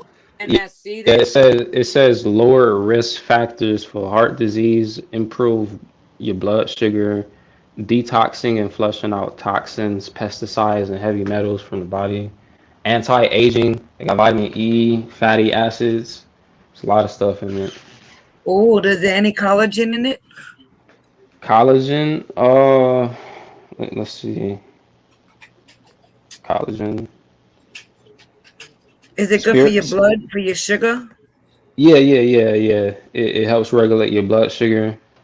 It says spirulina may increase growth factors in dermal fibroblast cells, which are the cells responsible for creating collagen. So well, the collagen is like in the bone. That's why they say when people get older, we lose, like, you know how people get like hip replacement and they got to get a knee replacement surgery. Yeah, 'Cause- yeah. Most of that is because your bones lose their mass and their density, and right, if you want to maintain that, the best way is to work out. You know, there's this saying that if you don't lose your muscle, you lose it, and if you don't lose your if you don't use your body to its fullest extent, you kind of lose your body loses its ability to maintain that state. You get what I'm saying? you're Like right you about like that. your body adapts to anything you put it through. Like you know, so Yeah, it's like if you lay down and you do nothing and you don't move your body, eventually your bones are going to start hurting because you're not you're not moving. yeah. Right.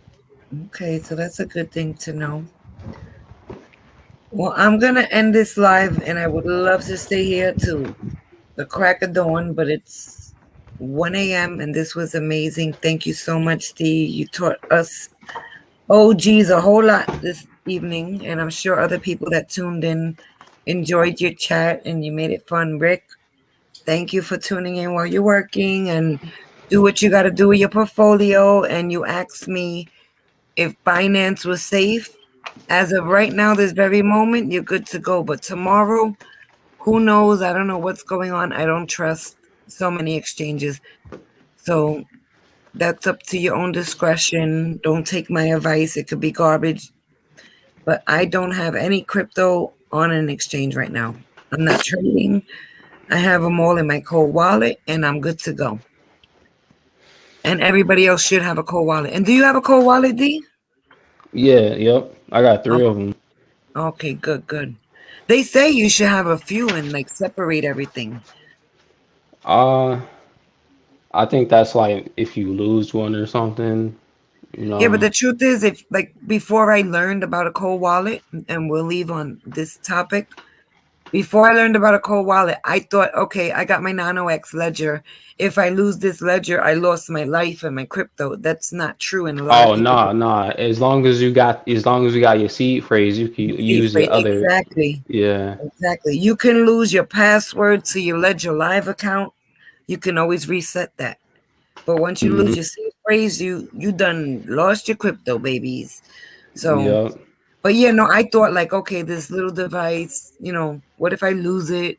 And then I realized, okay, now I know the crypto, because a lot of people don't understand. The crypto is not technically inside the device. It's on the Yeah. blockchain. Your Yeah. device is Yeah. It's basically like it's real simple. Like it's like a street. The blockchain is the street. You got yourself an address on the street, and the little ledger is the key to right. to your address. Yeah, you got the keys to your house. That's the keys to your crypto. And just so people know. So I mean, yes, you should secure it because who wants to spend another 150, $250 on a wallet? But don't lose those your seed phrase, your keys, don't lose them. Don't lose them. And the truth is don't keep it with your wallet either. Don't take a picture in your There phone. you go. Put it in several different places. Because Have anybody somebody you trust, like a child or somebody you trust, have them with it also that they know where it's at just in case something happens to you. don't put your ledger in the safe deposit box at the bank because that's the reason you bought crypto because you want to have your own custody. Don't put your seed phrase in the safe deposit box in the bank. Keep it with you even when you're traveling just in case you need it. Yeah, everywhere I Keep go, it charged. when I'm not gonna be home, I'm like, oh man, I gotta carry this, and I'm like, I gotta take care of this like I have a kid with me because I have my little notes and all this stuff. So like I don't go to the supermarket with it, obviously. Yeah, But you yeah, guys seen the Ledger Stacks, the new one they coming out with? yeah, it's on pre-order. I was gonna get one, but I believe because it's technology that I should wait till Oh the yeah, second batch comes out so they can get the yeah. reviews. Hmm. Because believe it or not, Maritza had purchased 3 ledgers before we got it right because the first 2 had glitches on them. Damn, that's crazy. Yeah. Yep. And the Nano X ledger is not easy. I mean, I know how to use it now, but it's not easy and it's not user friendly. Why is that? Because like all the buttons you gotta press and Yeah, like stuff. I know how to do the 2 buttons to get to the next. Like I know how to use it, but like sometimes a new person will get frustrated and you can't get off of certain things. It says exit using enable professional mode. You know, like there's just so many things that if you never done it, you might be like very confused. And it's just I tell people, listen, just everything with crypto, from buying it to transferring it. And when I first got into the crypto space, I had to convert this coin to that coin, you know, over to like some secret exchange because I got into crypto when there was a lot of things that were like on third-party exchanges. It wasn't just a click of a button, you know? And once I learned all that, I was like, okay, I'm never going to get this. But, you know, you get the swing of I mean, it's easy for you, D, because this is what you do. Yeah. And you grew up with computers in your hand every day. I'm an OG. I got to call my daughter to ask her how to download a song, you know? But everybody has to learn it. And that's the truth, no matter how old you are, how young you are. And if I'm almost 50, Maritza's right there with me. If we could do it, to all you OGs listening, you got to learn how to do it too. And if you do need help, don't go just to anybody. If you put it on a thread that you got it, but you having issues or whatever, you know what? Sit down, relax, go on YouTube, give yourself an hour, hour and a half. It'll walk you step by step. Don't allow anybody to help you do it. Right? Because people will Don't flood your trust. feed telling you that they can help you, and all they want to do is help themselves to your crypto. Don't trust. Exactly. D. Rick said good night. He said it was nice, and he hopes to catch you on another live. Yeah, for sure, man. I always got something to talk about. Yeah, he's a big H bar guy. Good night. And he said good night later, ladies. Everybody stay blessed. D. Thank you so much. And I'm gonna drop my email in the chat so you can contact me, and I'll give you Maritza's info. Where is the private chat? Okay, you see the private chat button Yep. somewhere in the studio. Oh, All okay. right, listen, both of you guys, stay right there. I'm gonna sign off, but don't go nowhere. We're gonna talk behind the scenes here for a second. All right, Go ahead. hold on. Thank you everybody for tuning in. And I just want to give a round of applause to D. Oh, He I brought up love it. Thank Brought a you. lot of information to the channel. Stay tuned, like, subscribe, and share. And let me get some thumbs up for this gentleman here who's very intelligent. All right. Thank you. All right, everyone. Good night. Okay.